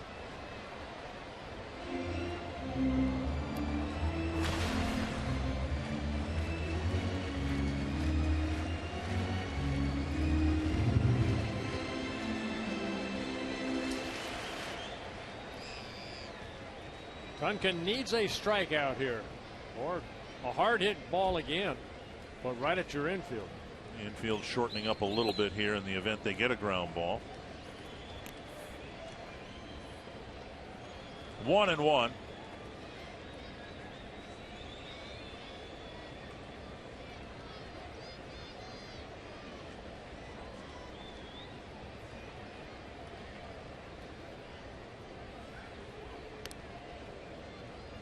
And Hayward checked it first. Hayward has some speed, 6 stolen bases in 7 attempts.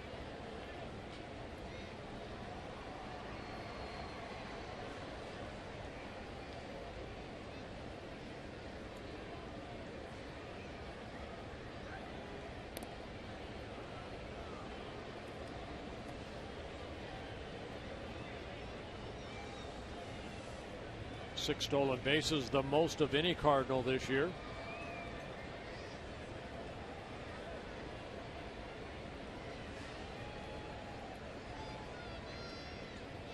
There he goes. And the pitch down the line. It'll be a foul ball into the seats.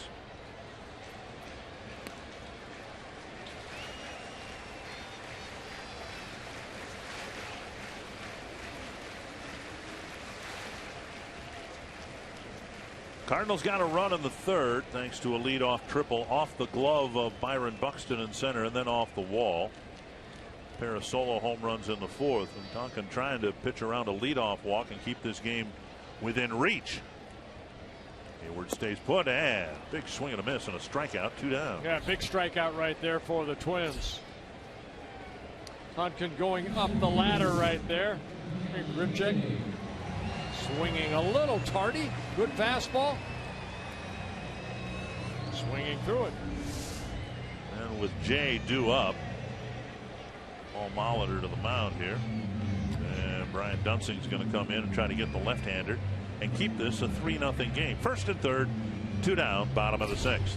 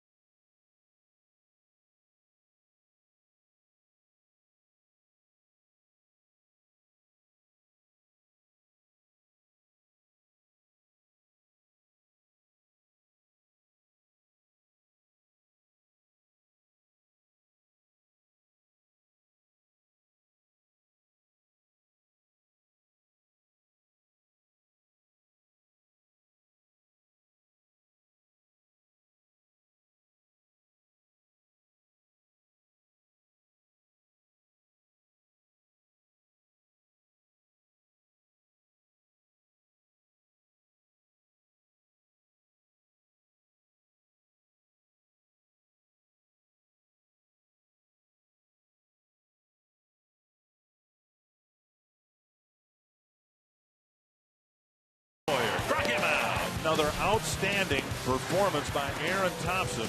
High fastball got him. Good inning for Presley. We're the forgetful heroes. No matter how many outs we're supposed to get, 1, 2, 3. I mean, that's just our job.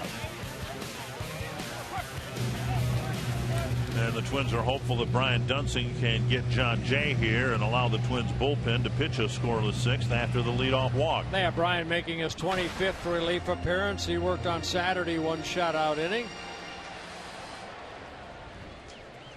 ERA high. He has struggled at times, had some bad outings.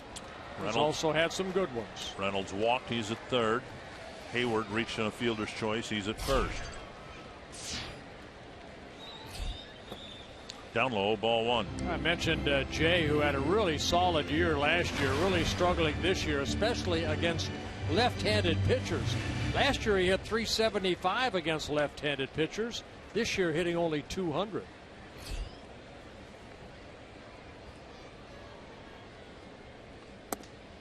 And a fastball at 90 miles per hour over the inside corner.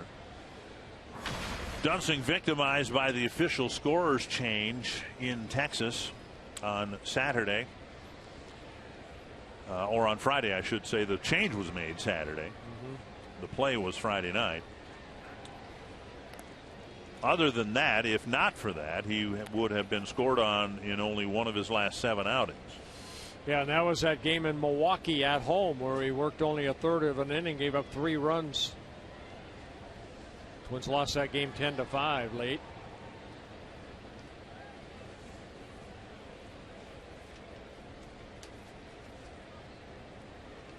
Jay hitting just .200 against lefties. And a strike on the outside corner at 91.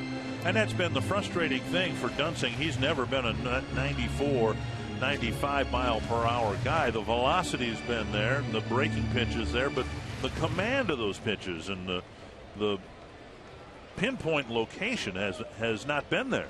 Yeah, he missed about 3 weeks because of that intercostal strain, and no excuse, but he just hasn't made the good pitches. That pitch right there, good hard breaking ball, but just down. It's not. If that was up a little bit, maybe Jay swings at it. But then the key for him is to get ahead as he did in this at bat. Maybe the hitter chases a pitch. 2-2.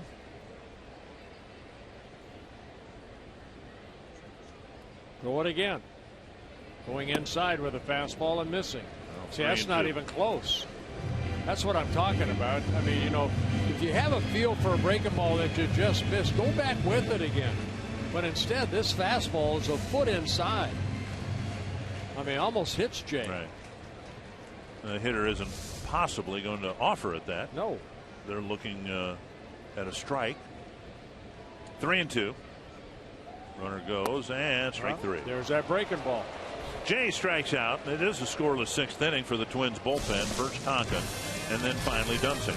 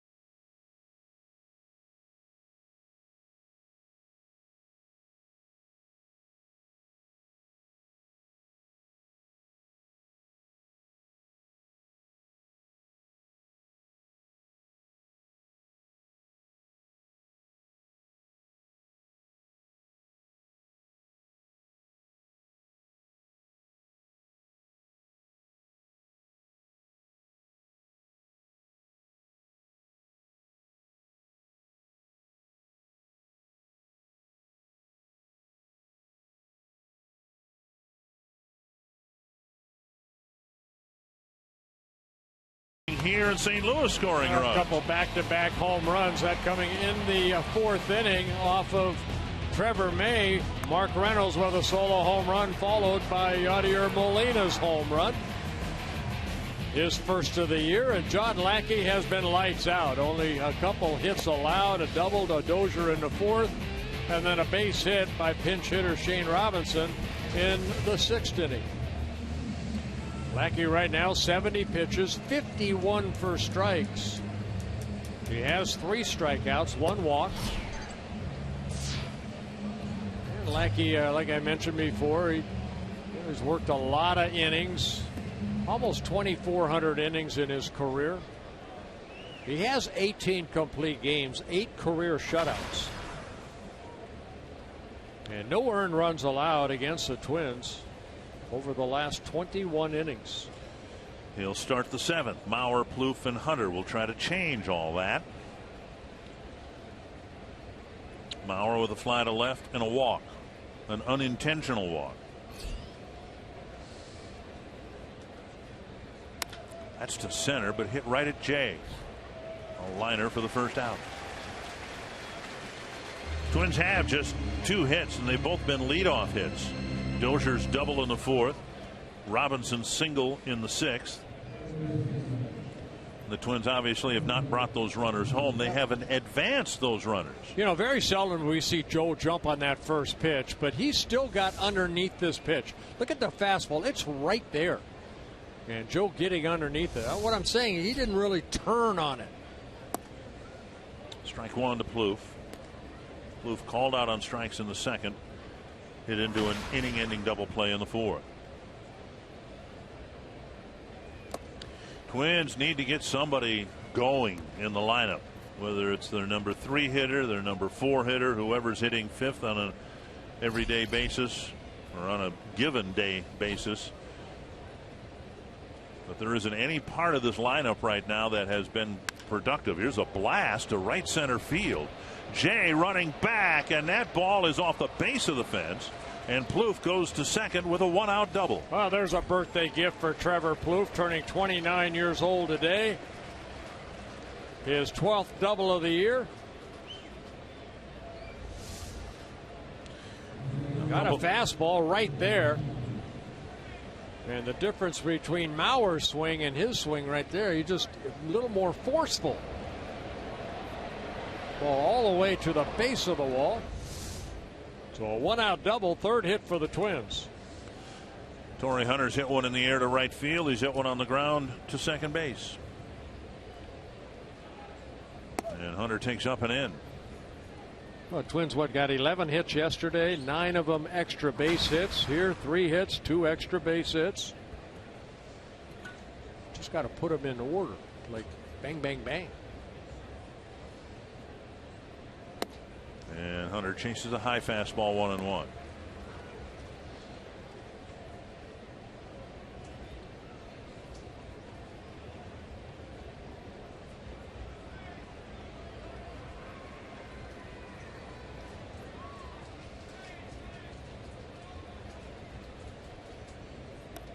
Off the plate, 2-1. Last time the Twins got a double in the 4th inning. Lackey later in the inning walked a batter. Twins had runners at first and second, 1 down. But then Lackey got the ground ball double play.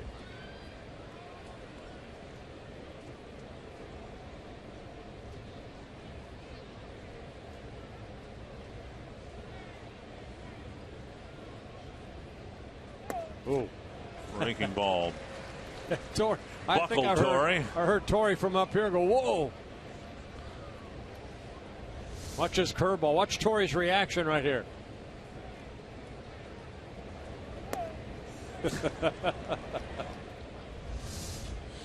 2-2.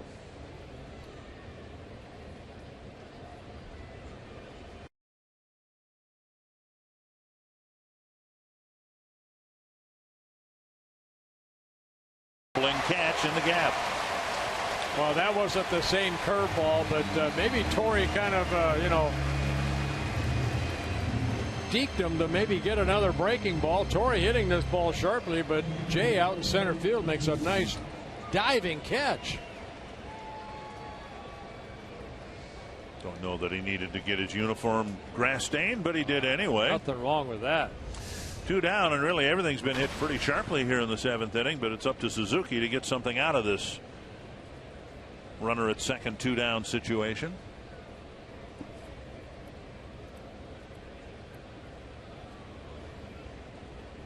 Suzuki with a bouncer to second and a bouncer to first.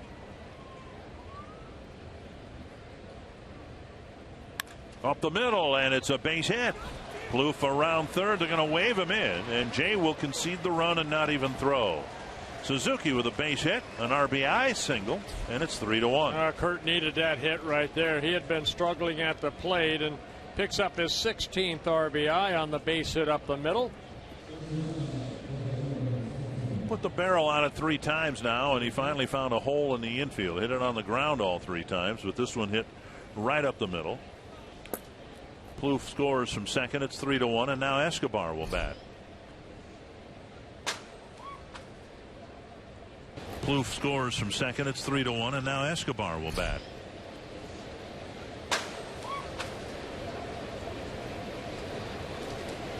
Escobar with a bouncer to first and a fly ball to center. One thing I remember about the month of May, we saw maybe a little bit of it yesterday. Outside ball 1. When things were going well for this team in May in terms of scoring runs and ultimately winning ball games, they won 20 of them. They wore out the baselines in terms of hitting. There were balls hit into the corners on a regular basis. Dozier still doing that with his doubles. But we really haven't seen him do much of that in June. Most of the hits yesterday, the extra base hits, were gappers.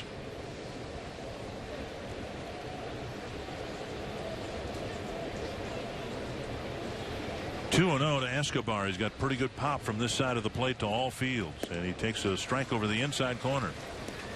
Yeah, breaking ball right there. Lackey stayed away from that fastball. Escobar has 3 home runs, 2 of them coming on the road, 1 in Seattle, 1 in Fenway Park. And now on the outside corner, 2-2.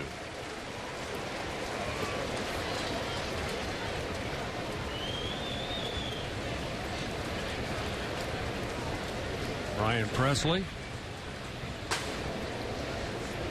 in the bullpen. Pitcher spot on deck, and it's Kenny Vargas that has that spot right now. And a check swing foul. Hopefully he'll hit this inning.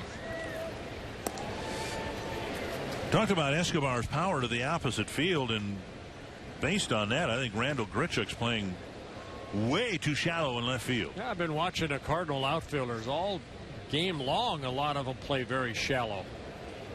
And Escobar lunges at strike 3. Guess it didn't matter. A double and a single. The Twins are on the board. It's 3-1.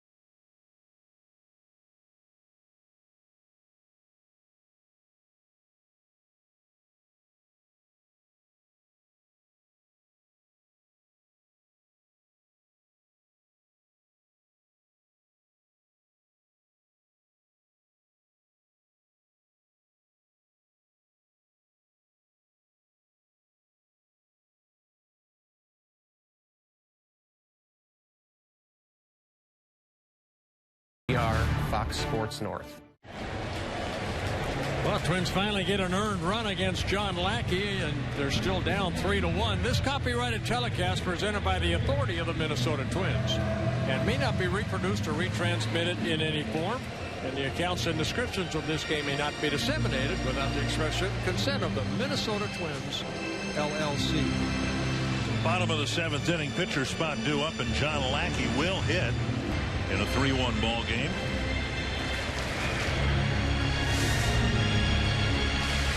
Lackey, a pretty intense character, and Molina and Lackey had some discussion. Maybe about pitch selection. Who knows? Nothing wrong with that. Really? Manager right there. No, you want to, hey, you want to be on the same page. Nothing wrong with that. 2-0. Feeney, a former catcher, knows all about discussions with pitchers between innings. Back to Dunsing, and Lackey is quickly retired, 1 away. And that'll bring up Colton Wong. Follow live at Twins baseball every day with MLB.com at bat on your smartphone or tablet. Stay connected to the Twins all season with MLB.tv. Game of the day, in-game highlights, live look-ins, replay reviews, radio broadcasts, and more. Browse the app's new features, including StatCast tracking videos and bilingual access for Spanish-speaking fans. Download MLB.com at bat, the #1 app for live baseball. Now, I say I don't have a problem with that, but as a former pitcher, you have conversations with your catcher. But it all comes down to you have the ball in your hand. You're the one that can shake off whether you want to throw something or not. So, yeah, you could second guess the heck out of it. I don't know what that conversation is about, but, two competitors going at it. And we know John Lackey, great competitor out there. And we know Molina's reputation for calling and catching a game as well. That's right. 1-1 to Wong. Swing and a miss, 1 and 2. Dunsing with a nice opportunity here. He got the last out of the 6th, and what he needs to do, and it probably takes an extended outing to get him there. Just get into a little bit of a groove and try to string together some outs. And he's got Wong, and then Carpenter will probably be asked to get him as well. On the ground, Kloof to his left. 2 down. And now Matt Carpenter. Starting Thursday, an American tradition comes to Fox and Fox Sports 1. The first time as the greatest golfers in the world converge on the Pacific Northwest for a chance to stamp their names in the history books. Exclusive coverage of the 115th U.S. Open Championship live from Chambers Bay Golf Course. Starts Thursday on Fox Sports 1, Fox, and streaming live on Fox Sports Go.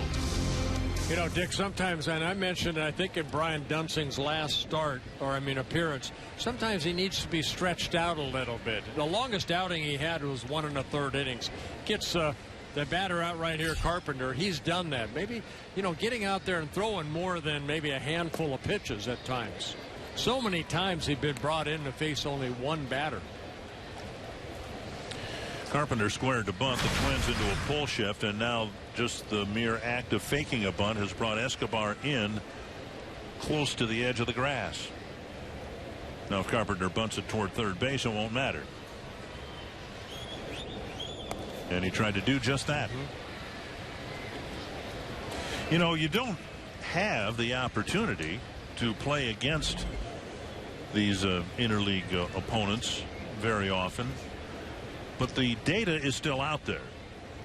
And so in advance of this series, Paul Molitor, I know on the plane ride here after Texas series, was looking at just that, tendencies that hitters have in the Cardinals. And all the information that is so readily available is so thoroughly researched. Whacked foul, 2 strikes. Even though Twins haven't had to pitch to Carpenter, at least not in a regular season game.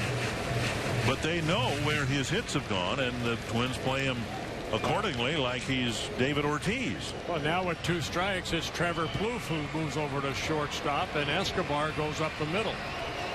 Now this is just the opposite of what we typically see the Twins do, where they would, with 2 strikes, pull another infielder over to the pull side. Here they've added one to the opposite field.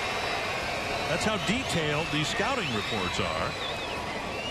That with 2 strikes, Jay apparently is more apt to try to just put the ball in play and use the whole field. Right.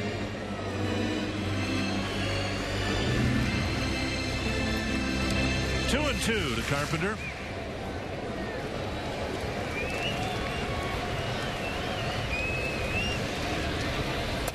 And there he hits it to Escobar, who flips to first. And Dunsing has a good 1-2-3-7 and an inning and a third.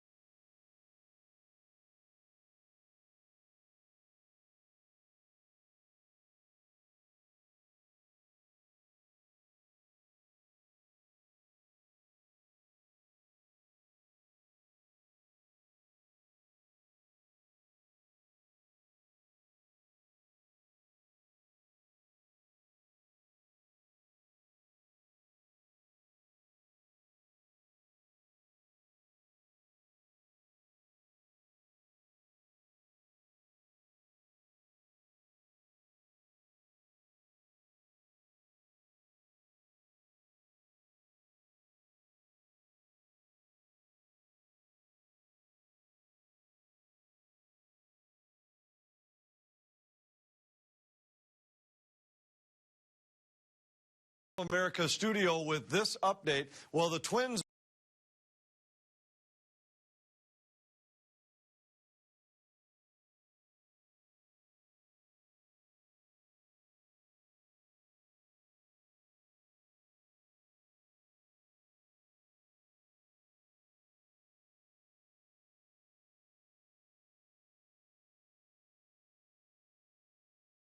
championship 2-0 in their first ever state tournament appearance.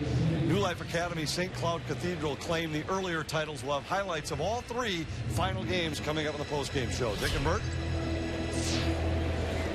Thank you, and congratulations to all the state champions. What a great thrill it must be to compete on a major league mound at an outdoor stadium. And congratulations to all the participants. Here's the other birthday boy, Eduardo Nunez, pinch hitting for Brian Dunsing. Yeah, Nunez celebrating his 28th birthday here today, along with Trevor Plouffe.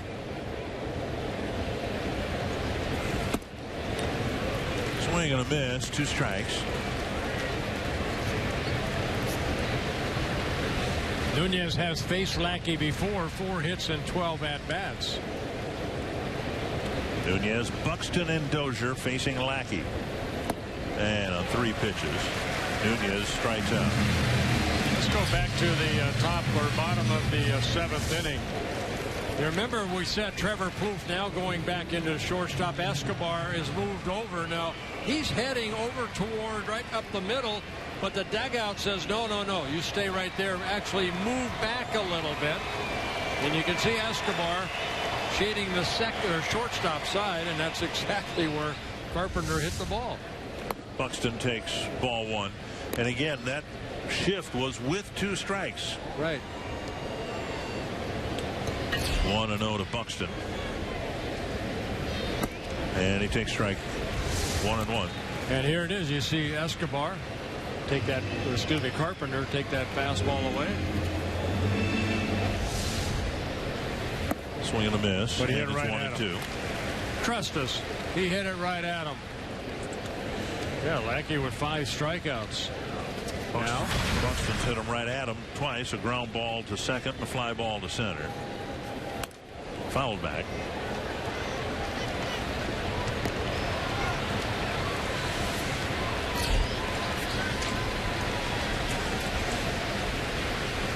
See if he can get his first major league hit here.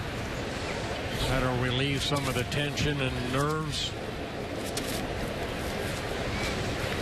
1-2. Molina sitting inside. A drive to the gap. Let's watch him run. Forget where the ball went. Let's watch him run.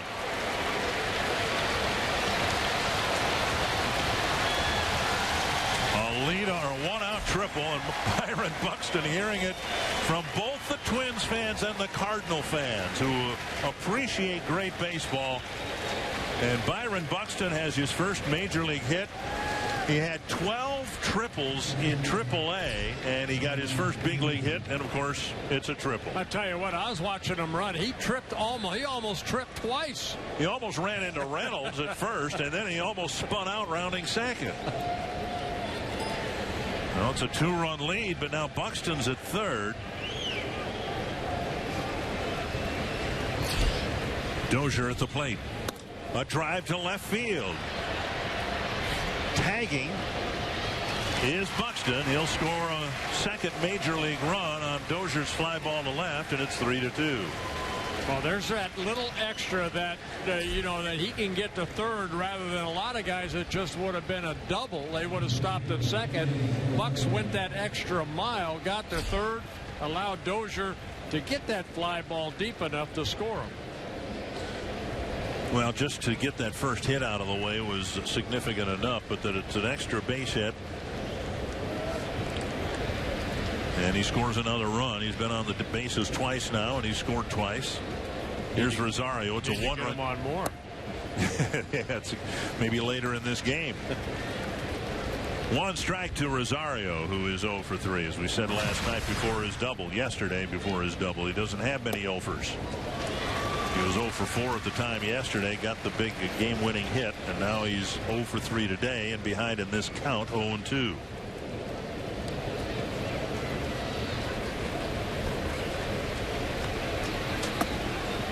One and two. Well, congratulations to Byron Buxton on his first major league hit. It is a triple, and hopefully there's many, many more.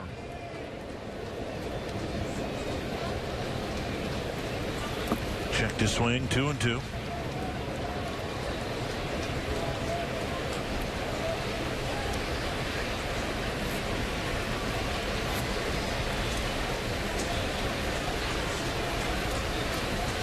Rosario runs pretty well too. He'd love to get on base for Mauer. Remember, the Cardinals decided to have Lackey hit in the bottom of the 7th, even though everything that was hit against him was hit rather sharply. And now Rosario strikes out to end the 8th inning. Twins getting back in the game 1 run at a time.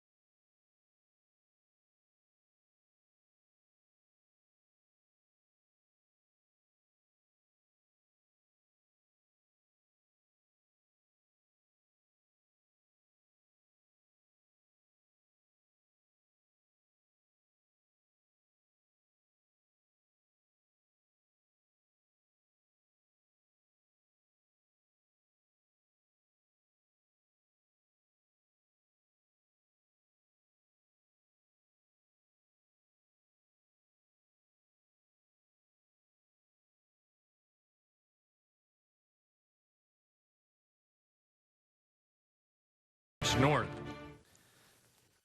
I'm Anthony LaPanta in Mall of America studio. Twins down a run late in St. Louis. After the game on Twins Live, presented by Century.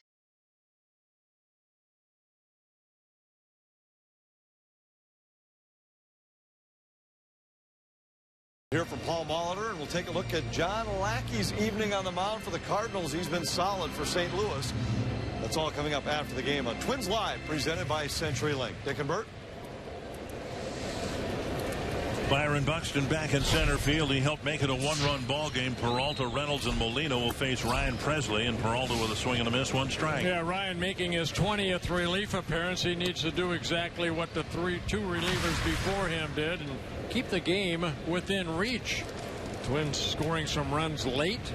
1 in the 7th, 1 in the 8th.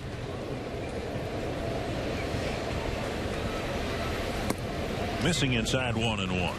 Looking ahead to the 9th inning, the Twins are going to send up the 3, 4, and 5 batters, and the Twins hope a few more.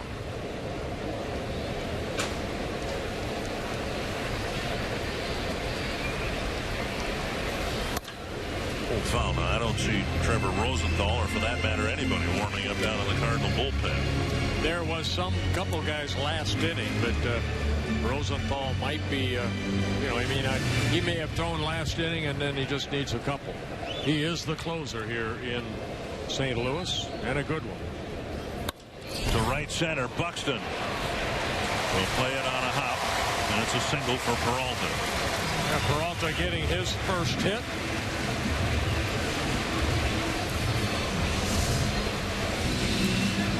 And you talk about it and you move on.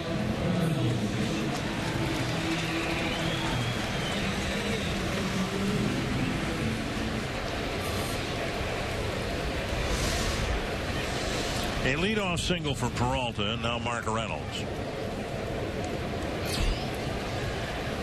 Reynolds with a home run with 1 out in the 4th, and then a walk. He got as far as third base in the 6th. Down low, ball 1.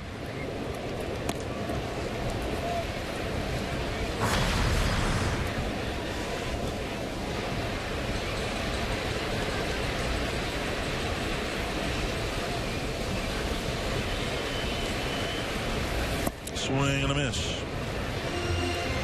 Slider right there. Mentioned before, Reynolds will strike out about once every 3 at-bats.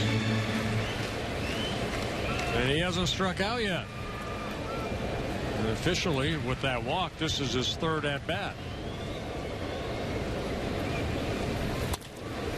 Off the glove of Presley, they still might be able to get 2. Nicely turned. That's even better than a strikeout. A double play. And score at 1-4-6-3 because the ball was slowed down by Presley ticking off his glove. As a pitcher, you kind of react, but right off the tip of the glove, really didn't slow it down that much. Quick flip by Dozier over to Escobar, and a good throw to Mauer for the 1-4-6-3 double play. And now Yadier Molina, who, like Reynolds, homered in the 4th and then singled in the 6th. Fox Tracks presented by Carrier. Swing and a miss.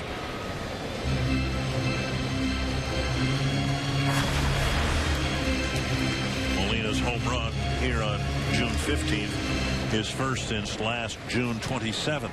Segrist warming up in the Cardinal pen. Have Mauer, but then a lot of right-handed batters due up. Down and away.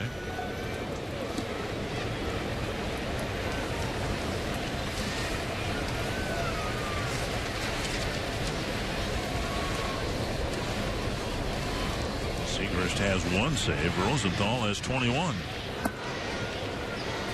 Got a strike. 1 and 2.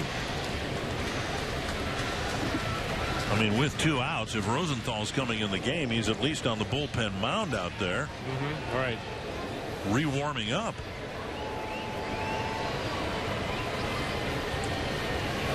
Cracked foul. I'm just looking at the notes. He last worked a couple days ago against the Royals and worked an inning and a 3rd. Meaning Rosenthal. Rosenthal, right. Don't know how many pitches he threw. Maybe He's unavailable. Well, they gave, they had a rain out yesterday.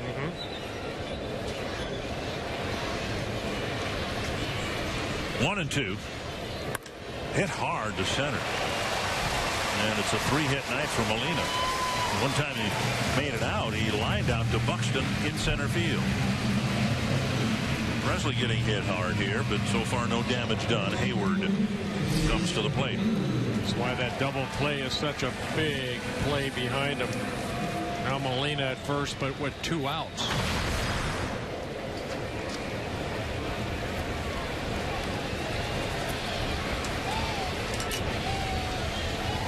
Hayward, 3 ground ball outs, reaching once on a fielder's choice. Hit the ball hard his last time up. Dozier cut it off and got a force play at second. Strike on the outside corner. Good curveball there by Presley.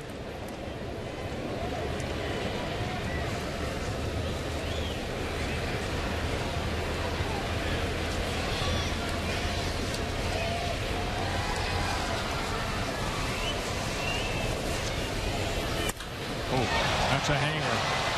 That's foul. That's just a long strike.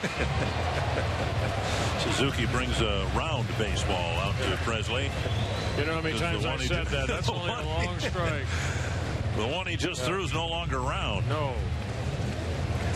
Yeah, you don't want to hang that one again.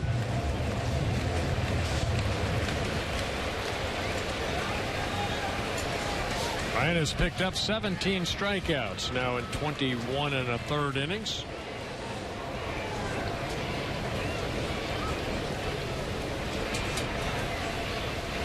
Suzuki sitting inside. Dozier can't flag it down. Molina will check in at second base. 3rd hit of the inning against Ryan Presley, but still runners at first and second. 2 away, and that'll bring up Grichuk. Yeah, Hayward fought off that fastball middle in and hit that base hit up the middle for his first hit.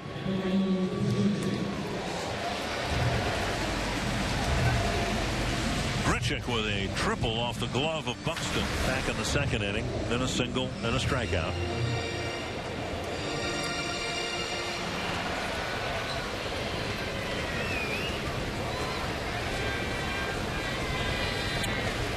Three hits have all come with 2 strikes on the batter. Presley delivers strike 1.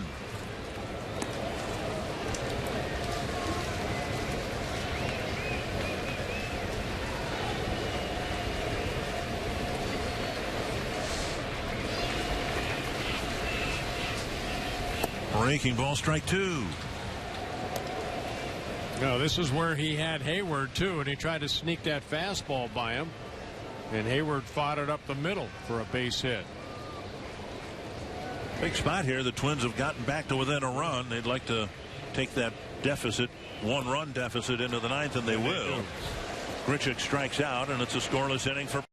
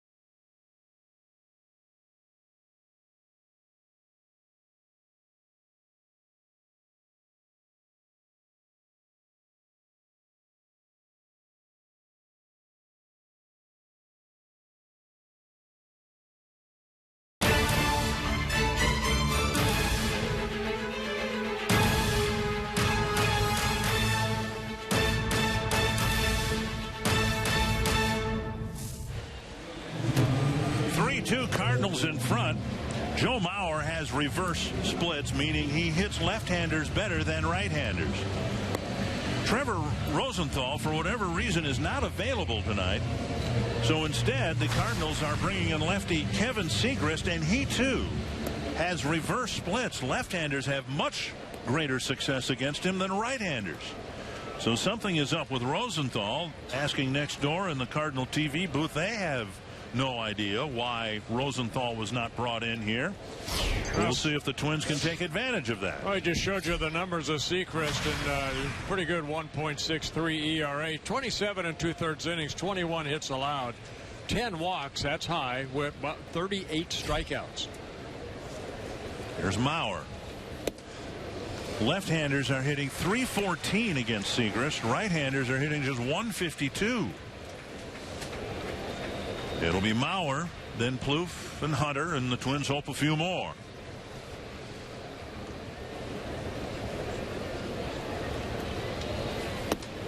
Strike one, and now strike two. Yeah, both fastballs clocked here at 93.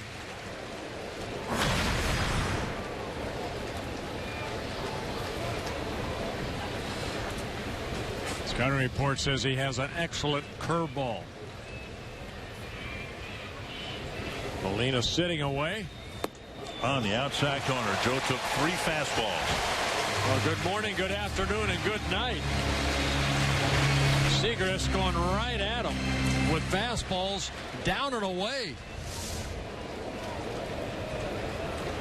Everybody does that to Joe, though, right? Man alive. Wow. 1 down, and now Plouffe. Plouffe cracked a double to right center field his last time up. Scored when Suzuki delivered a 2-out single.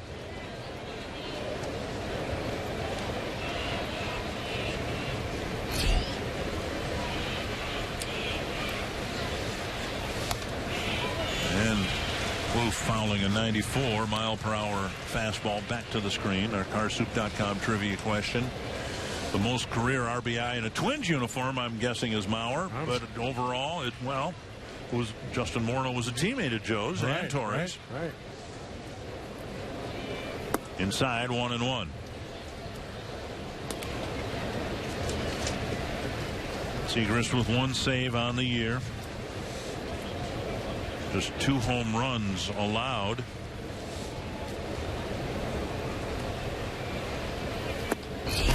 Missing the inside corner, and it's 2-1.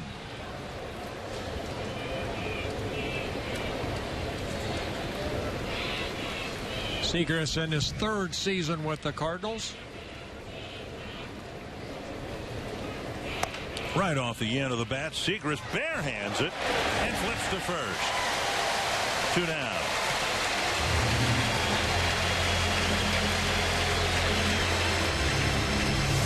No stinking glove. No, right off the end of the bat. Segrist going over and saying, I've got this. Got big paws.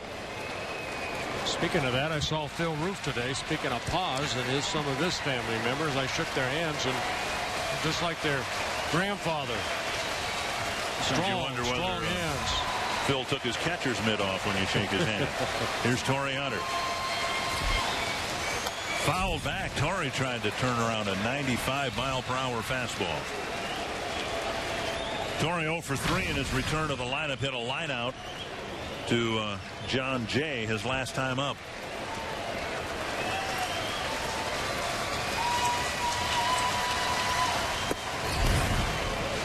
That looks harder than 95. 95 is plenty. Country hardball right there. That just looks like it gets on a hitter a lot faster than 95 even. 1-1. That high leg kick hides the ball well. Fouled. Here it comes.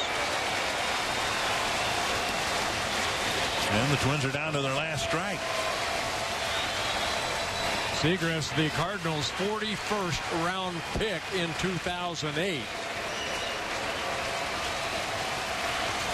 So you don't know what you get in the draft. Oh, Torrey got hit in the hand. Hunter hit in the hand or the wrist. And he or someone in a Twins uniform will go to first base. Looks like he's going to be okay. Well, he wears that pad on that left elbow, and even that pad at 95, 96 miles an hour, you're going to feel it. And hopefully that hit the pad. It's the right hand. Yeah. Left hand, I think. On the wrist. And now Suzuki has a chance. A fresh hitter, fresh count. Tying run at first.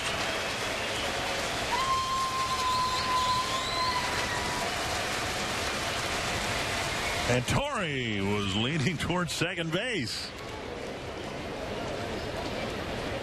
Looked like a token throw over there, but Torrey kind of froze in his tracks for a while. Well, lefties can bring that knee up and then pause a second. That's what Seacrest did.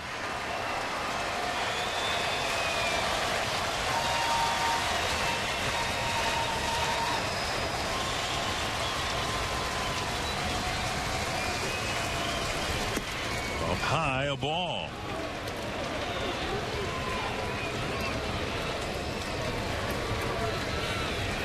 Seacrest doesn't have one wild pitch this year.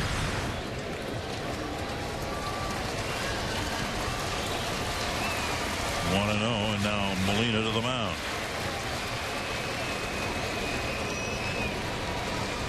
Quick turnaround for these two teams, as there will be Wednesday into Thursday. Our CenturyLink What's Next? Kyle Gibson going against Michael Wacha. Twins are supposed to face Wacha here tonight, but the Cardinal Royal game yesterday was rained out, so the Cardinals simply moved everybody back a day. And now here comes Mike Matheny, who will restart a conversation with Molina, Seacrest, and Wong.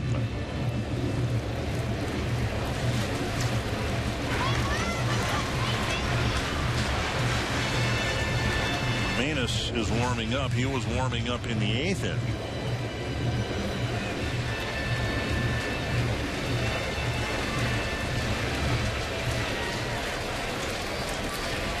One and 0 to Suzuki.